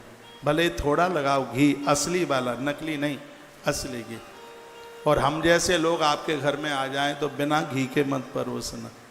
हम जैसे का मतलब जो भी आपके घर साधु महात्मा ब्राह्मण लोग, आजकल इनका अंदर का सिस्टम इतना कमज़ोर है, ये दाल रोटी मांगते हैं। इनको बोलो कि दाल रोटी भात घर में खाना। कौशिक महाराज ने कथा में बोला है, साधु ब्राह्मण आवे तो पका हुआ भोजन, पूड़ी तली तलाई हो, उसमें खीर, मीठी वाली खीर वो होना चाहिए। क्या सूखा रोटा, सूखा रोटा, सूखी रोटी, सब सूखी रोटी मांगते। तो उनको पक्का भोजन, इससे पूर्वज प्रसन्न होते हैं। वित्ताय वर्धनम कुर्यात् वर्धान से नहीं साधका हेते निमित्त में देना भोगम भोगाम चते चरेत। इन सब चीज़ों से संसार की सब संपदाएं मिलती हैं पाप बुद्धि, और इसमें पाप बुद्धि नहीं होनी चाहिए। ऐसा भी भगवान शिव का ये दिव्य वाक्य है। उसके बाद यहाँ इस ग्रंथ में भगवान भोलेनाथ ने 5 यज्ञों का वर्णन किया है। वो आप लिख सकते हैं। अग्नि यज्ञम देव यज्ञम ब्रह्म यज्ञम तथैव च गुरुपूजाम ब्रह्म तृप्तम कर्मेण ब्रूहि न प्रभु। ये है सबसे पहला है ब्रह्म यज्ञ, दूसरा है द्रव्य यज्ञ, तीसरा है अतिथि यज्ञ, चौथा है पितृ यज्ञ और पांचवा है भूत यज्ञ। ये 5 यज्ञ। ब्रह्म यज्ञ क्या है? आप ग्रंथों का स्वाध्याय करते हैं, भगवान को स्नान कराते हैं, ये सब ब्रह्म यज्ञ में आता है। आप किताब पढ़ते हैं, सुंदरकांड पढ़ते हैं, रामायण पढ़ते हैं, महाभारत पढ़ते हैं, श्रीमद् भगवत गीता पढ़ते हैं, ये फर्स्ट नंबर का यज्ञ है जिसको कहते हैं ब्रह्म यज्ञ। भले ही आप थोड़ा पढ़ें, नित्य स्वाध्याय कीजिए। बहुतों के घर में भगवान होते हैं लेकिन उनके ऊपर पानी नहीं गिराते, उन्हें नहलाते नहीं, बस हाथ जोड़ के दर्शन कर लेते हैं, कहते हैं वो तो नवे नवाई ही होते हैं। लेकिन इनको जब आप स्नान कराते हैं ना, इनके ऊपर से जो टपकने वाला जो पानी है, वायु पुराण में लिखा है, वो सीधा पितृलोक में पहुंचकर हमारे पुरखों के मुंह में पहुंच जाता है। तो भगवान को अब नहलाते हैं। ये नित्य होना चाहिए, ये रोज होना चाहिए। कुछ समय है, जैसे कोई सूतक पातक लग गया है, नारी घर में अकेली है, ऋतुकाल धर्म में है, वो है घर में कोई पूजा पाठ करने वाला है नहीं, पर्दा डाल दो। 4-5 दिन तक पूजा 5 दिन तक नहीं हुई है, बिल्कुल भी दोष नहीं लगता, ऐसा ग्रंथ में लिखा है। किसी की मृत्यु हो गई या किसी का जनना सोच सोवड़ हो गई, जनना सोच यानी किसी का जन्म हो गया, पर्दा डाल दीजिएगा, बिल्कुल भी जितने दिनों तक सूतक नहीं हट जाता है, आपको घर में पूजा नहीं होती, तो उसका बिल्कुल भी दोष नहीं लगता। बहुत लोग सूतक पातक में भगवान को घर से दूसरों के घर भेज देते हैं, ऐसा बिल्कुल मत करना। जो बद्रीनाथ में 6 महीना खुद अपनी पूजा कर सकता है, वो आपके घर में भी 10 दिन अपनी स्वयं की पूजा कर लेगा, कोई दोष नहीं। मैं आपको कंफ्यूज नहीं करूँगा, बिना शास्त्र प्रमाणित बात में व्यासपीठ से मैं बिल्कुल बोलूँगा भी नहीं। तो पहला है द्रव्य यज्ञ। आप ग्रंथों का स्वाध्याय करते हैं। आपके मम्मी पापा ने आपको इसलिए नहीं पढ़ाया कि आप नोट कमाएं, आपको इसलिए पढ़ाया है कि आप देवताओं जैसा जीवन जी लें। ये विद्या इसलिए है क्योंकि अविद्या का नाश कर दे। अविद्या क्या है? संसार में बंध जाना, संसार को ही सत्य समझ लेना, उसको भूल जाना, इसको अविद्या कहते हैं। विद्या विनयम, ये विद्या तो हमेशा हमें विनय देती है, हमें विनम्र बना देती है। तो ग्रंथों का स्वाध्याय करने से सब चीज़ें चल के आ जाती हैं। भले एक अध्याय आधा अध्याय आप पढ़े, रोजाना ग्रंथों का स्वाध्याय कीजिए। यह है ब्रह्म यज्ञ। दूसरा है द्रव्य यज्ञ। इसमें साकल्य बनाकर अग्नि में आहुति डाली जाती है। चावल डालते हैं, इससे वंश परंपरा बढ़ती है। तिल डालते हैं, इससे संपदा बढ़ती है। जौ डालते हैं, इससे शत्रु का नाश होता है। खोटे कर्म करने वाले भी तो कम थोड़े ही है। इसमें बूरा डालते हैं, इससे निष्कामता चल करके आती है, दुश्मन भी आपका अपना हो जाता है। ये यज्ञ में, इसमें जो घृत है, परदेश में गई हुई संपत्ति वापस आ जाए। घी के बिना तो कोई यज्ञ पूरा ही नहीं होता। घी के बिना तो आहुति राक्षसों के मुंह में चली जाती है। इसलिए यज्ञ में घी का होना बहुत ज़्यादा जरूरी है। मेरे गुरुजी कहते हैं अपने प्रवचन में, गैया के देसी घी से आपने यज्ञ किया है तो इसका मतलब है कि देवताओं को आपने अपना ऋणी बना दिया, कर्जदार बना दिया। यज्ञ साक्षात भगवत रूप है। आज मैं सुबह यज्ञ कर रहा था, मेरे पास कुछ लोग बैठे हुए थे। मैं उन्हें बोल रहा था कि कितनी खुशबू आ रही है, कितनी सुगंधी आ रही है, इतना बढ़िया वातावरण हो जाता है जिस समय यजन होता है। अब आदत तो डालिए, 8 दिन में, 15 दिन में, महीने में एक बार यज्ञ कीजिए। 1 महीने में 2 बार यज्ञ करो, एक अमावस्या को, एक पूर्णमासी को। पूर्णिमा को यज्ञ करोगे, व्यापार नहीं रुकेगा। अमावस को यज्ञ करोगे, खानदान में अकाल मृत्यु नहीं होगी किसी की। ये 2 दिन का यज्ञ, अमावस्या और पूर्णिमा, ये 2 दिन के यज्ञ बड़ा प्रभावशाली है। ये तो आप रोज कर सकते हैं। घर गृहस्थी वाले आप लोग हैं, रोज नहीं कर पाओगे तो ये 2 दिन तो आप कर ही सकते हैं, 1 महीने में 2 दिन। इसको कहते हैं द्रव्य यज्ञ। तीसरा है जिसका नाम है अतिथि यज्ञ। दरवाजे पर कोई आया है, जब आपके घर में भोजन शुरू होवे तो एक बार चौखट पे आइए, बाहर दरवाजे पर आइए, देखना कोई गैया तो नहीं खड़ी है।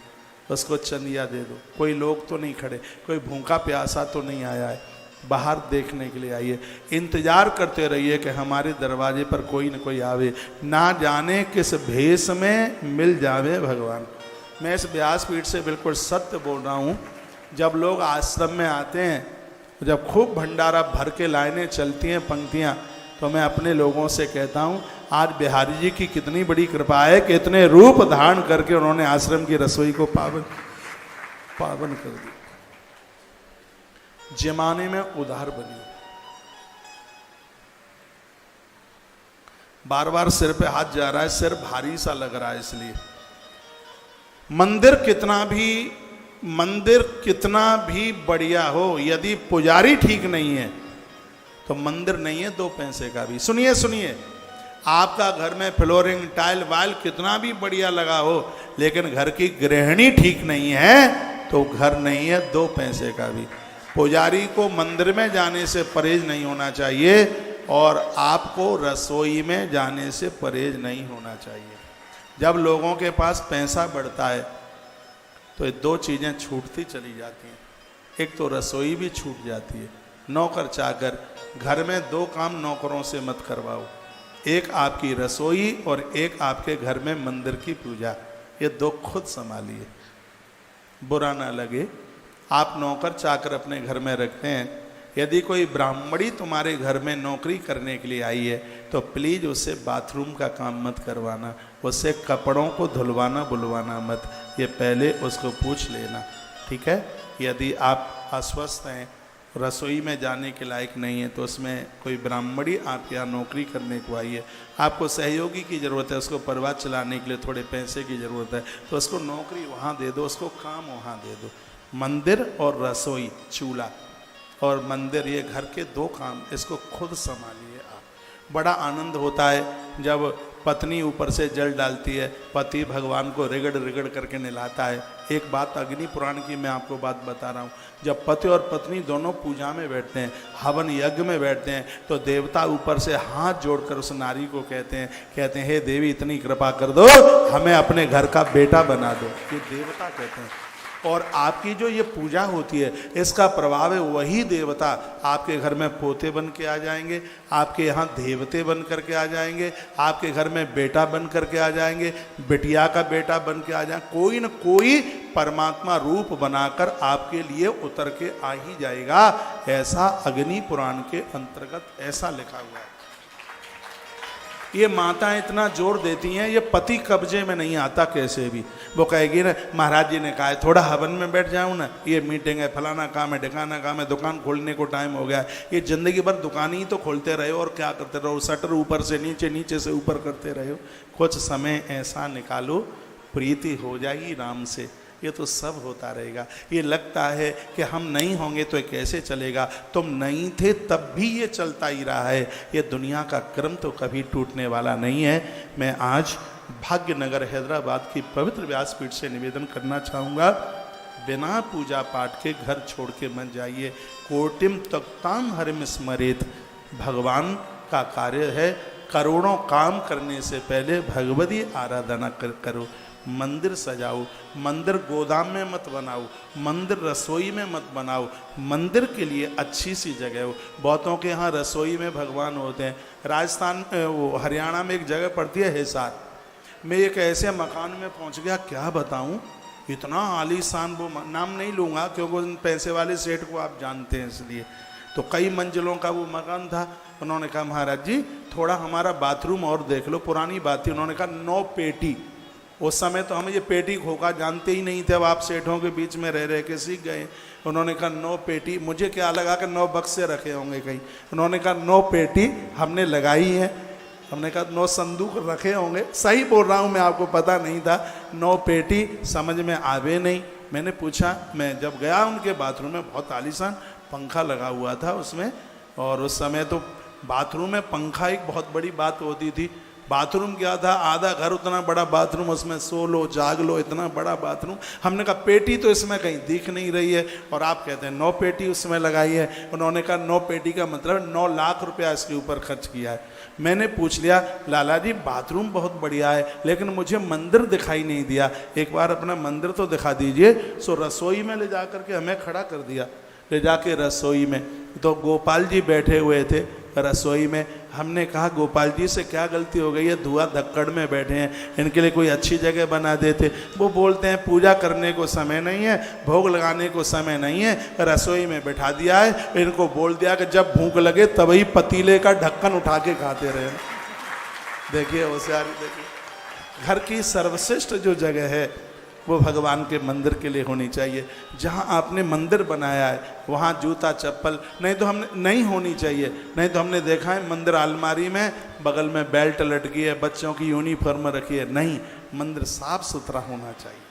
मंदिर से ही तो हमारे संस्कारों का पता लगता है। घर से बाहर जाएं तो मंदिर में प्रणाम करके जाएं, और घर में प्रवेश करें तो सबसे पहले मंदिर में आके प्रणाम करें, भगवान को धन्यवाद करें, कहें प्रभु आपकी कृपा से मेरे दिन भर की यात्रा बहुत बढ़िया रही है। मैं यहाँ कथा में आता हूँ तो मैं इनके मंदिर में प्रणाम करके आता हूँ। सालासर वाला जी बैठे हैं, मेहंदीपुर वाला जी बैठे।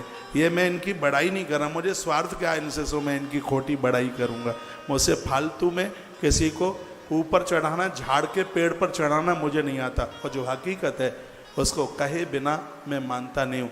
आपके भी घर में आऊँगा, मुझे आपका मंदिर अच्छा लगेगा, दोनों हाथ उठा करके व्यासपीठ से बोलूँगा।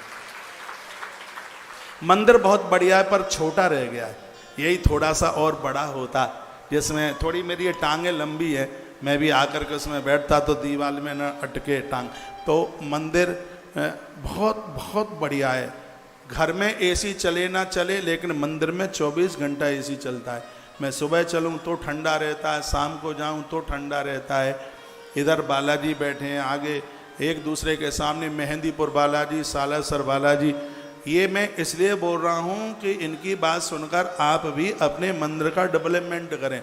आप भी उसको, मैंने देखा है माताजी साड़ी 5000 की पहनती है और ठाकुर जी भगवान गले गलाए अखबार के ऊपर बैठे, बिलंदा भरी धूल जमी हुई है, कोई कमी नहीं। अपनी चद्दर बेडरूम की 5000 रुपए की है, भगवान अखबार के ऊपर बैठे हैं। आप उसे भगवान समझ नहीं रहे हैं, आप उसको मूर्ति समझ रहे हैं। हम तो अपने गोपाल जी की बात बताते हैं, जिस दिन रात्रि को इनको न सुलाएं तो बगल में नोचते हैं, खर्राटे भर के सोते हैं और मैं जाग रहा हूँ, पर हम रात को जाग के देखा रे ठाकुर जी तो सुला ही नहीं पाए, फिर कान पकड़ेंगे, बैठक लगाएंगे, प्रभु जी गलती हो गई। मान लो तो भगवान है, नहीं तो फिर पत्थर है। बिल्कुल सब बातें मानने की ही तो हैं। तो घर में जो मंदिर है और आपकी जो रसोई है, चूल्हा मजबूत होना चाहिए, सिगरी चीज़ें हो। 4 साल पुराना चावल मिल जाए, डायबिटीज नहीं बढ़ाता पुराना चावल, गुड़ मिल जाए, लेकिन पौआ भर दाल लेके आएंगे। बाथरूम में घुस जाओ इनके में, लीपा पोती का सामान मिल जाएगा ठेला भर के, सब चीज़ें, ऐसे ऐसे शैम्पू, ऐसी ऐसी क्रीमें मिलेंगी महाराज। और इतना पोता पाती करने के बाद तो भी मुंह बंदरिया जैसे लगते हैं, पता नहीं बात समझ में नहीं आती। अरे भैया लीपा पोती करने से सुंदरता नहीं, जब अंदर की मिगी होगी सौंदर्य तो तब बढ़ेगा। वो आपकी रसोई मजबूत होनी चाहिए। प्रसंग को आगे के लिए लेके जा रहा हूँ। तो निवेदन यह कर रहा था, अतिथि यज्ञ, कोई भूखा ना जावे। और अगली बात बताई है जिसका नाम है पितृ यज्ञ। श्राद्ध पक्ष आवे, पितर पक्ष आवे, पूर्वजों के लिए श्राद्ध। 7 बज जाए तब मुझे बता देना, ठीक है? हाँ, जल्दी मत बताना, जब बजे तब ही बताना।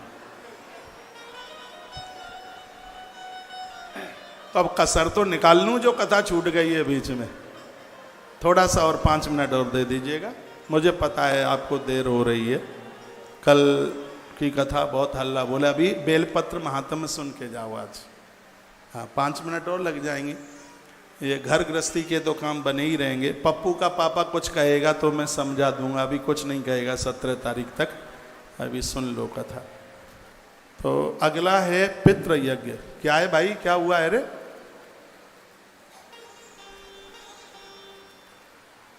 नहीं चलता नहीं है ना।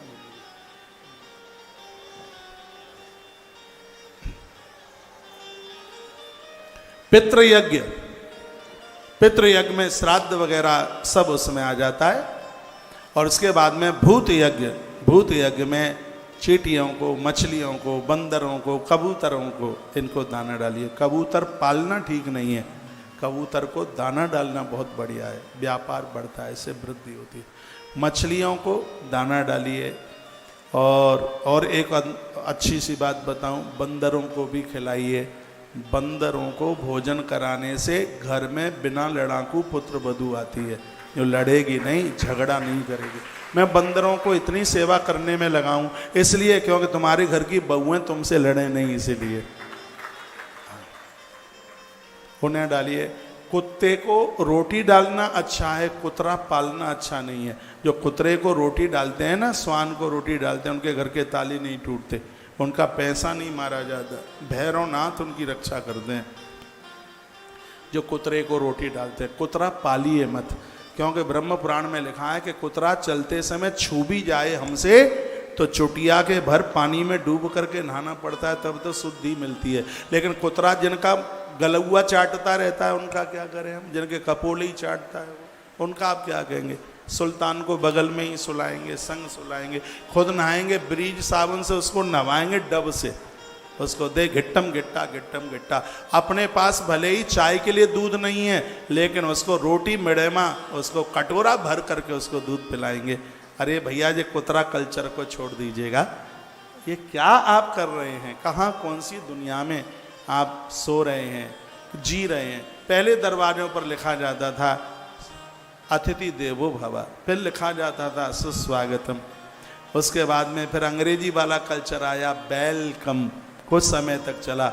आजकल दरवाजों पर फाटक के ऊपर लिखा जाता है कृपया कुत्तों से सावधान। मुझे किसी ने बताया 50-50 हजार रुपए के कुतरे आते हैं, गैया नहीं रख सकते हैं। आज मैं शंकरलाल सेठ जी के यहाँ गया हूँ सुबह, और कई बार ये बात बोलूँगा, आंखों से देख के आया हूँ 300 गैया। एक आदमी के लिए बहुत बड़ी बात है। उसके कल्चर को देखिए, उसके जज्बात को देखिए, उसको गौ माता के प्रति जो श्रद्धा है उसको आप देखिए। मुझे कुतरा नहीं दिखाई दिया वहाँ, एक भी मैं ढूंढ रहा था, गैया है तो कुत्ता भी है क्या यहाँ कोई, तो कुतरा नहीं दिखा, वहाँ गौ माता। मन खुश हो गया, तबीयत खुश हो गई। मंदिरों में जाने के लिए भले ही मेरे पास समय ना रहा हो, लेकिन मैंने तो भगवान को भी गौ माता में पहचाना है। और मैं सुबह ही पूजा करते हुए 8:30 सवा 8 बजे यहाँ से निकल गया था, और लगभग 12 बजे तक आ गया होऊंगा। आपके बाज़ार में जाम जूम ज़्यादा लगता है, बेगम बाज़ार में तो ज़्यादा ही लगता है। तो आपके पास जगह है आपके पास कोई बाह्य प्लॉट है, बाहर है, कोई जगह है आपके पास, तो गैया रखिए ना, गौ माता का दूध पीजिए। देवी भागवत में लिखा है जो गैया का दूध पीते हैं 10,000 साल तक वो बूढ़े नहीं होते। हो सकता है बात सत्यों की त्रेता की रही हो, तो मुझे लगता है कलयुग में भी जो गाय का दूध पिएंगे वो 100 साल तक बूढ़े नहीं होंगे। मुझे देखते रहना, 100 साल तक बूढ़ा नहीं होऊंगा, क्योंकि गैया का दूध पीता हूँ इसलिए। हाँ, बुढ़ापा आएगा ही नहीं, गैया के दूध का प्रभाव है। आप भी यदि बूढ़े नहीं होना चाहते हो तो कॉफ़ी चाय छोड़ो, यही तो घुटनों में दर्द कर रही है जोर से। कॉफ़ी कैंसर फैला रही है, गठिया का रोग ये चाय पैदा कर रही है। अरे भैया दूध दही खाओ चकाचक। गरुण पुराण में लिखा है कि 15 दिन गौ गव्य पेट में नहीं गया, ऐसे जीव की मृत्यु हो जाए तो बताते हैं कि यमराज के दूत हैं, उस जीव के मुंह में मलमूत्र का विसर्जन करते हैं। 15 दिन की यदि एब्सेंट हो जाए, घर में कोई वृद्ध है उसके मुख में दूध डालिए, भले ही चम्मच से डालना पड़े, उसके मुख में दूध डालिए, ये जरूरी है। एक पुत्र इसलिए तो होता है, तुम्हारी प्रॉपर्टी रखाने के लिए पुत्र नहीं है, तुम्हारी मृत्यु को सुधार ले, तुम्हारी हड्डियों को गंगा जी में पहुंचा दे ले जाकर, इसके लिए पुत्र की जरूरत है। आपने तो कुछ और ही समझ लिया है, पुत्र तो वसीयत करनी है पुत्र के नाम को लास्ट में संभाल ले माता पिता को, उसके लिए पुत्र की जरूरत है। तो ये 5 यज्ञों की बात बताई। आयुष करीत विज्ञ वर्णन किया गया, इसमें आयुष बढ़ता है, इसमें उम्र बढ़ती है, इसमें तो भगवान शंकर बड़े गदगद थे जब उन्होंने ऐसी अद्भुत इस कथा को सुनाया।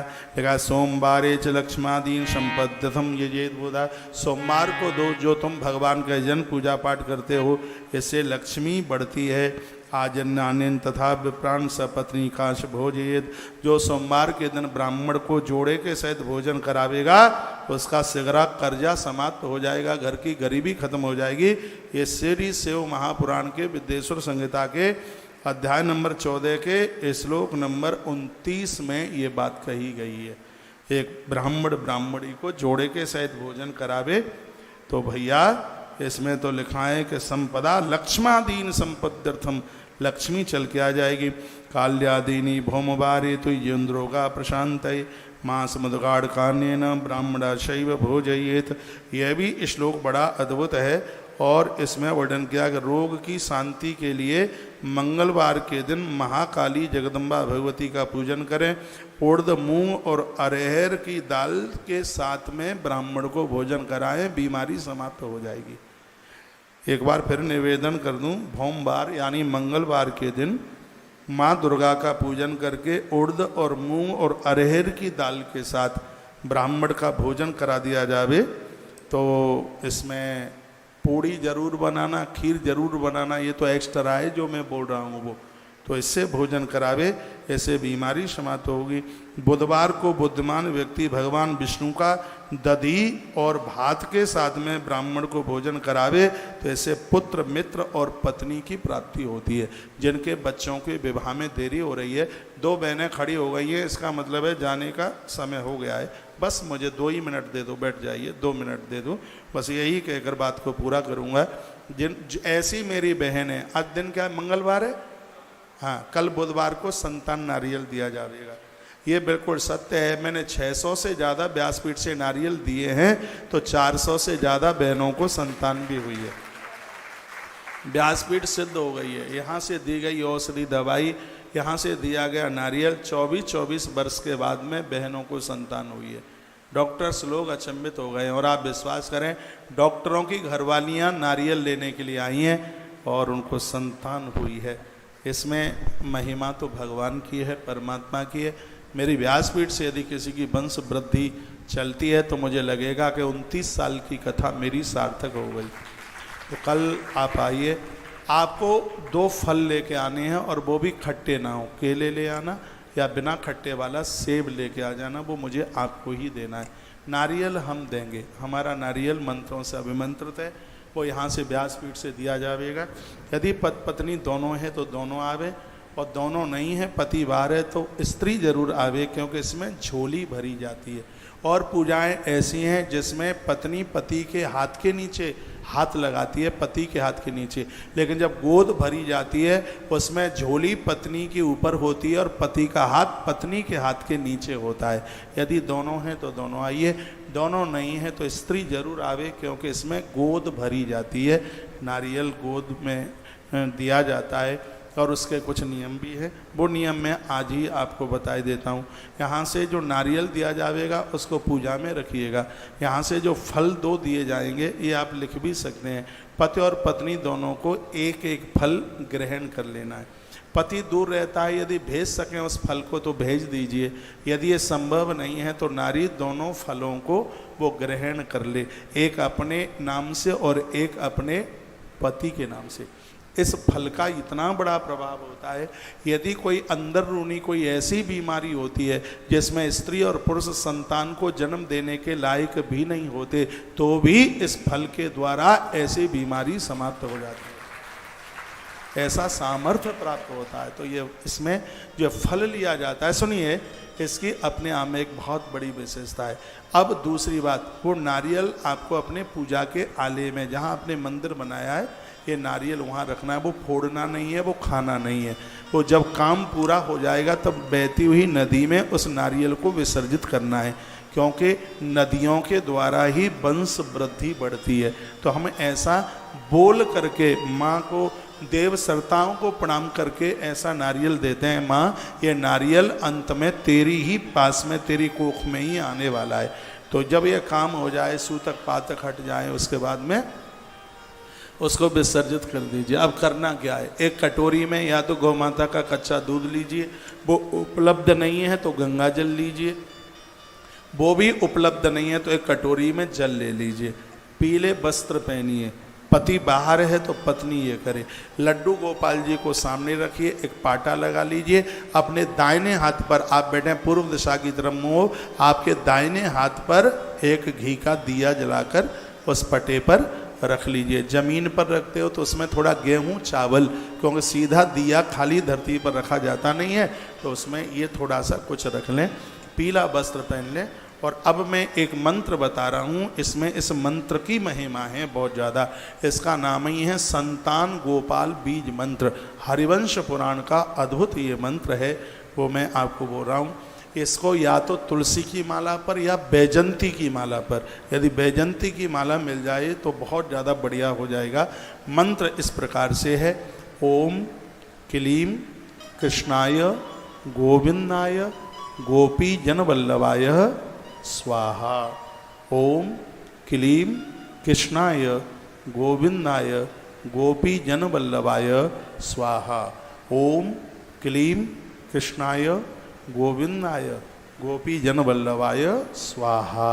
ये 108 बार, कम से कम एक माला एक ही बार दिन में सुबह स्नान करके इसको पूरा करना है। आपको कहीं बाहर भी जाना है तो नारियल वहीं रखे रहने दीजिए, ठीक है।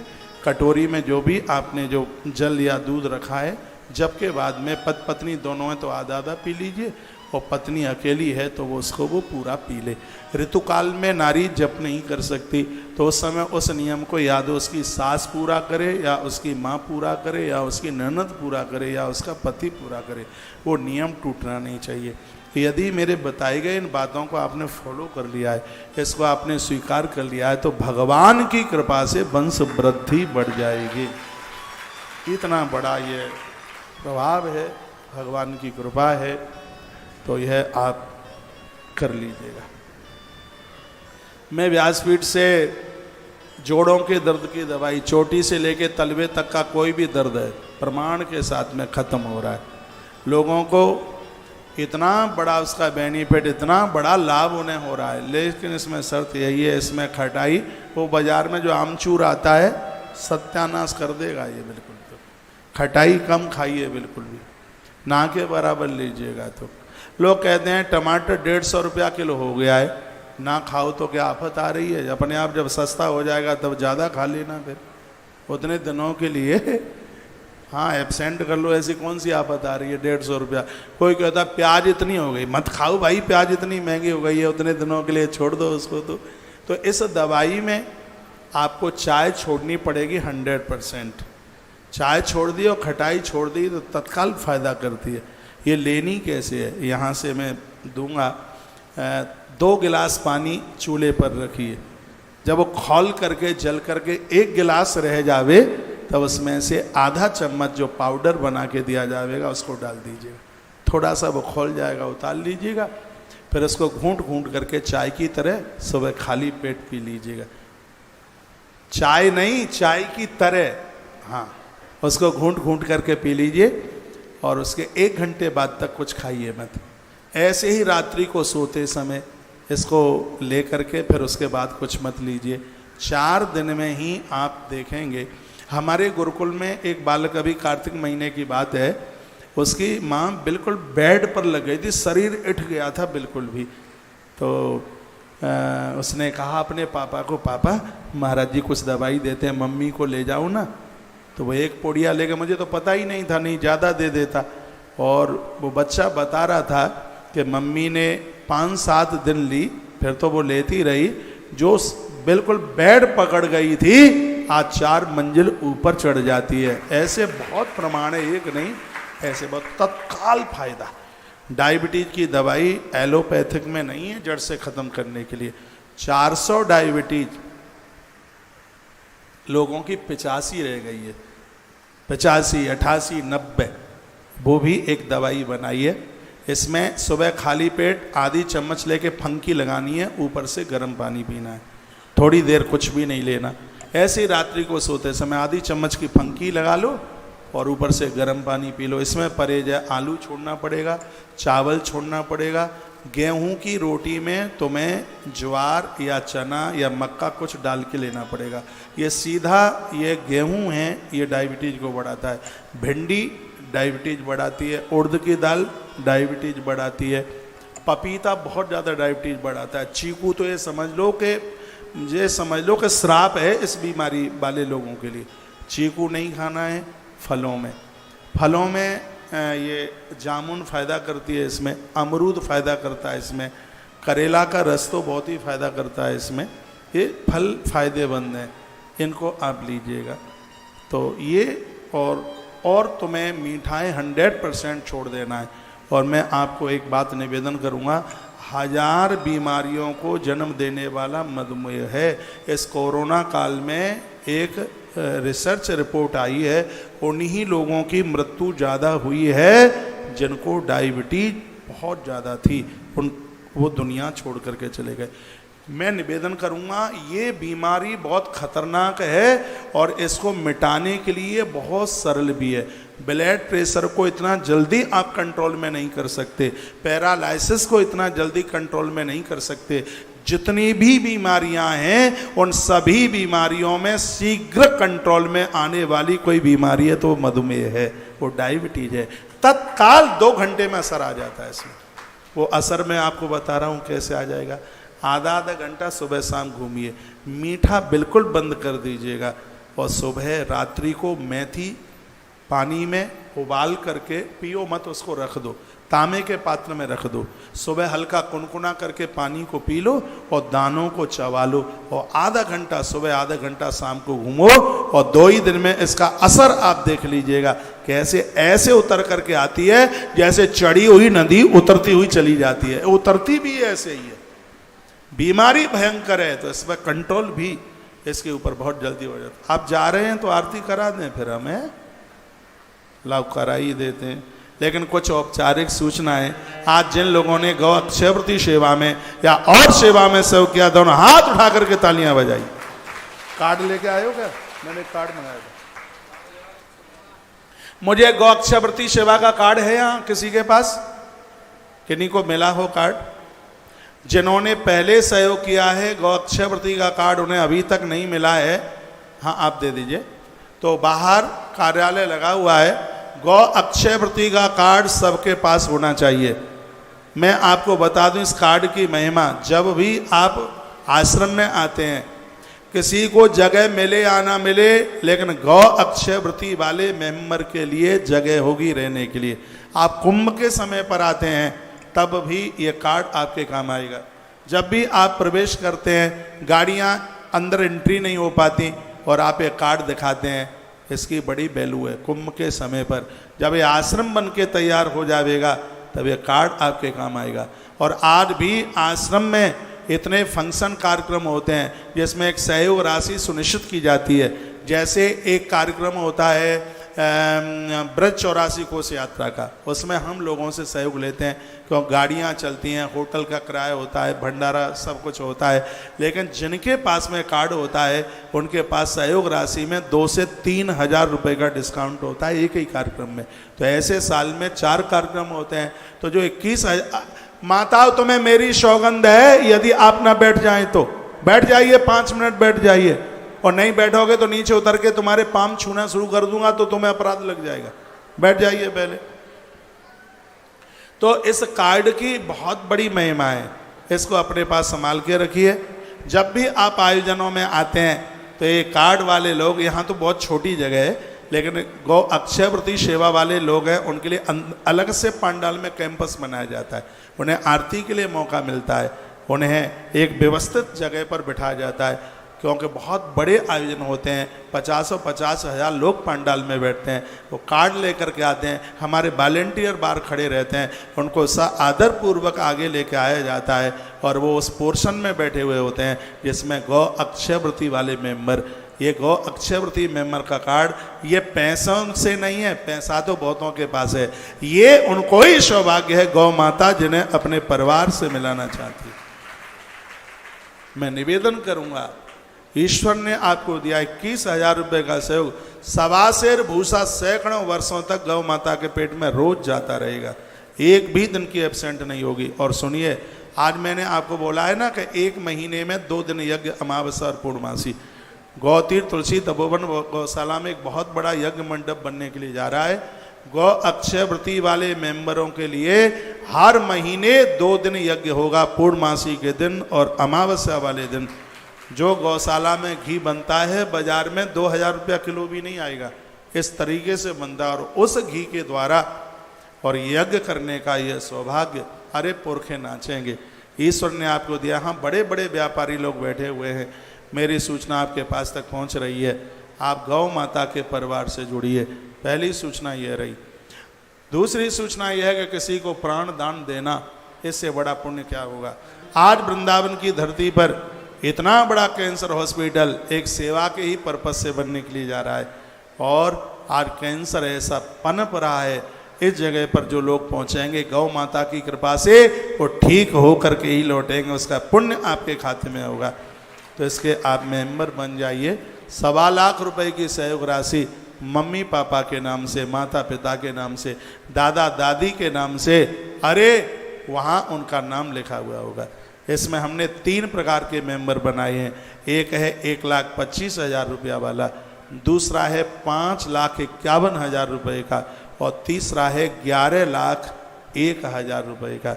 जो 1,25,000 जिनका नाम है उनका नाम लिखा जाएगा। 5,51,000 उसमें माता पिता की फोटो भी लगेगी, और जो 11,01,000 जिनकी सहयोग राशि है वो प्रमुख ट्रस्टी हैं मम्मी पापा की भी, और जिन्होंने रजिस्ट्रेशन ये कराया है उस बेटा और बहू की भी तस्वीर, नाम ये वहाँ होगा। और इतने बड़े अस्पताल में, ये तो आने वाला समय बताएगा, लोग अचंभित होंगे कि प्राइवेट संस्था भी इतना बड़ा कोई काम कर सकती है। ये सौभाग्य आने वाले समय में देखिए, इतनी बड़ी भूमि पर इतना बड़ा अस्पताल बनने के लिए जा रहा है। और मैं ये कहूँगा 1.25 लाख रुपया इस अस्पताल के लिए सब्जी में जीरे के बराबर समझ लीजिए, जितना बड़ा ये काम। देश भी बहुत बड़ा है, 1.25 लाख रुपए। हमें 5.5 लाख के भी तो लोग मिल रहे हैं, हमें 11 लाख वाले भी लोग मिल रहे हैं, जैसे जिसकी क्षमता है। निर्माण में 11,000 21,000 रुपये का सहयोग ले रहे हैं। जैसे आपसे व्यवस्था बनती है इसमें आप अवश्य में सहयोगी बनिए। इस कथा में एक भी घर ऐसा न रहे जिसके घर में गौ माता की कोई न कोई सेवा की रसीद न हो। जैसी आपकी सामर्थ्य है उस प्रकार से आप इसमें अवश्य में सहयोग कीजिएगा। कल हमें 5.5 लाख रुपए का सहयोग मिला। एक बार तालियां फिर नहीं बजा दोगे आप? ताली इसलिए बजवा रहा हूं क्योंकि बहुत सेठ बैठे हैं, शायद और भी किसी के मन में आ जाए इन्होंने 5.5 दिए हैं तो हम क्या कोई कम है, हम तो 11 लाख देंगे। हो सकता है हाँ रोम फड़कने लगे तो जरूर बिल्कुल अवश्य में मन में आवे। गुरु नानक देव कहते थे कि बाएं हाथ में है देने का मन है तो ये मन सोचो कि दाहिने हाथ में लेके देंगे, बाएं से ही दे दो, क्योंकि बाएं में से दाएं में जब तक लोगे तब तक देने की भावना ही ना बदल जाए। तो जरूर पानी बाड़े नाव में, घर में बाड़े दाम, दोनों हाथ उलीचना, यही सज्जन का काम। इस पारमार्थिक कार्य के लिए मैंने 4 साल से रोटी नहीं खाई, एक टुकड़ा अपनी जीभ के ऊपर नहीं रखा। मुझे 4था साल चल रहा है, मैंने एक दिन के लिए भी कथा को बंद नहीं किया। मेरा माथा भन्ना रहा है, खोपड़ी में ऐसा लग रहा है कि अंगारा रख दिया है, सही है, इतने पर भी मैंने कथा नहीं छोड़ी है। 6:30 बजे कथा छूटती है, 7:30 से ज़्यादा टाइम हो गया है। भगवान को पूरा समय दे रहा हूँ, पूरा टाइम दे रहा हूँ, मेरी क्या गर्ज पड़ी है, लेकिन मैं किसी काम के लिए मैं निकला हूँ, कार्य के लिए। ये जीवन 100% गौवंश के लिए समर्पित है। अगले जन्म की मैं कह नहीं सकता। दिन रात मेरे जीवन की एक एक श्वास और शरीर की एक एक कतरा, बॉडी का एक एक कतरा परहित परमार्थ के लिए है। इसमें बनावटी बात कोई नहीं है। मैं 19 घंटा काम रोज करता हूँ, 3 घंटा सोता हूँ। इसमें मेरा बिल्कुल कोई स्वार्थ नहीं है, पूरा जीवन परहित परमार्थ। जब मैं यहाँ से ऊपर गया मेरा शरीर कांप रहा था, मेरी आंख में आंसू आ गए। मैंने कहा प्रभु यदि मुझे कुछ होता भी है तो इस गौशाला के कार्य को, इतनी बात बोल रहा हूं तो इसका मतलब है कि दिक्कत मुझे ज्यादा हो गई थी। इस गौशाला के कार्य को कभी तुम रुकने मत देना। यदि मैंने निस्वार्थ भाव से हे प्रभु तेरा नाम लेकर के इस गौशाला की स्थापना की है तो ये कार्य कभी रुक ना पाए। बस ये मेरी तुम्हारे चरण में मैं बिल्कुल स्वस्थ हूँ और मुझे पता है मुझे कुछ हो गया होगा भी नहीं, क्योंकि गाय को बचाने के लिए मेरे पाँव में गोली लगी है, मेरा पाँव फटा पड़ा है, गोली आर पार गई है। गैया को बचाने के लिए मेरी छाती में चाकू का प्रहार है, जब मैं गोली से नहीं मरा, जब मेरे चाकू के प्रहार का कोई असर नहीं हुआ, तो छोटी मोटी चीजों से कोई फर्क पड़ने वाला नहीं है। पूरा जीवन 100% गौ माता के लिए समर्पित है। काम इतना बड़ा है, 1000 गौसदन बन रहे, पूरा आरसीसी का बन रहा है, टीन टप्पर नहीं है कहीं भी, बिल्कुल भी। एक गौसदन में 100 गायों की व्यवस्था की जा रही है, क्योंकि एक जगह पर ज़्यादा गायों को रखकर एकदम छूटें तो छोटी गाय बड़ी गायों के नीचे दब करके समाप्त हो जाती है। एक एक लड़ोरी पर चरी पर पानी की व्यवस्था की गई है। 10-10 गायों के ऊपर एक एक ग्वारिया का जोड़ा लगाया हुआ है। जिस गौशाला में 3500 कमरे ग्वारियों के लिए बन रहे हैं, 10,000 ग्वारियों की व्यवस्था की जा रही है। अब आप विचार कीजिए कि वो गौशाला कितनी बड़ी होगी।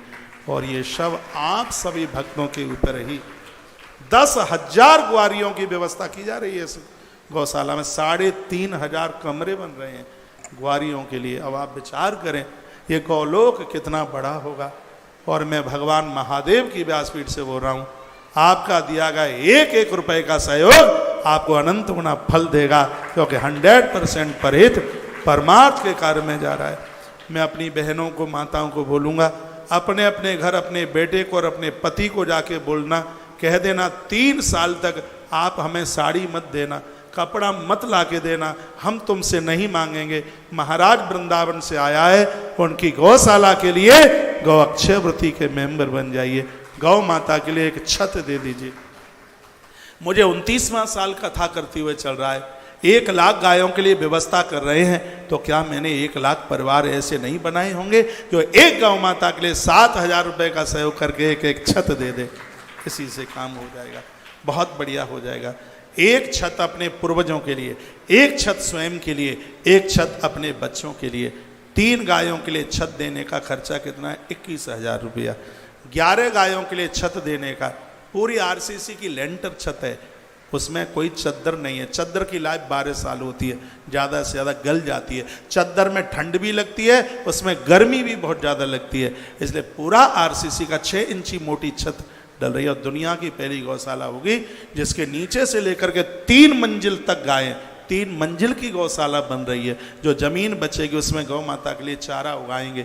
नीचे की मंजिल में गैया, बीच की मंजिल में गैया और सबसे ऊपर की मंजिल में गैया। उसकी इस तरीके की रैंप बनाई है, इंजीनियर लोग काम कर रहे हैं। जिस गौ सदन को बनाने में 500 से ज़्यादा लोग निर्माण में काम कर रहे हों, अब आप विचार कीजिए तो कितना बड़ा डेवलपमेंट हो रहा होगा। ये तो अभी शुरुआत है, आने वाले समय में देखिए मेरी व्यासपीठ से कही गई है बात, ये समझ लेना कि बिल्कुल शाश्वत है, ये तो मिटने वाली नहीं है। धनाढ़ संभ्रांत लोगों की नगरी है। परसों के दिन में एक बात बोला था, बहुतों के चेहरे पर मुस्कुराहट थी। मैं तो कोई मजाक में बोलता ही नहीं, कथा तो मैं टीवी पर आपको वृंदावन से सुना देता। सत्य यही है, मैं हैदराबाद तक आया हूँ गौ माता के निर्माण के सहयोग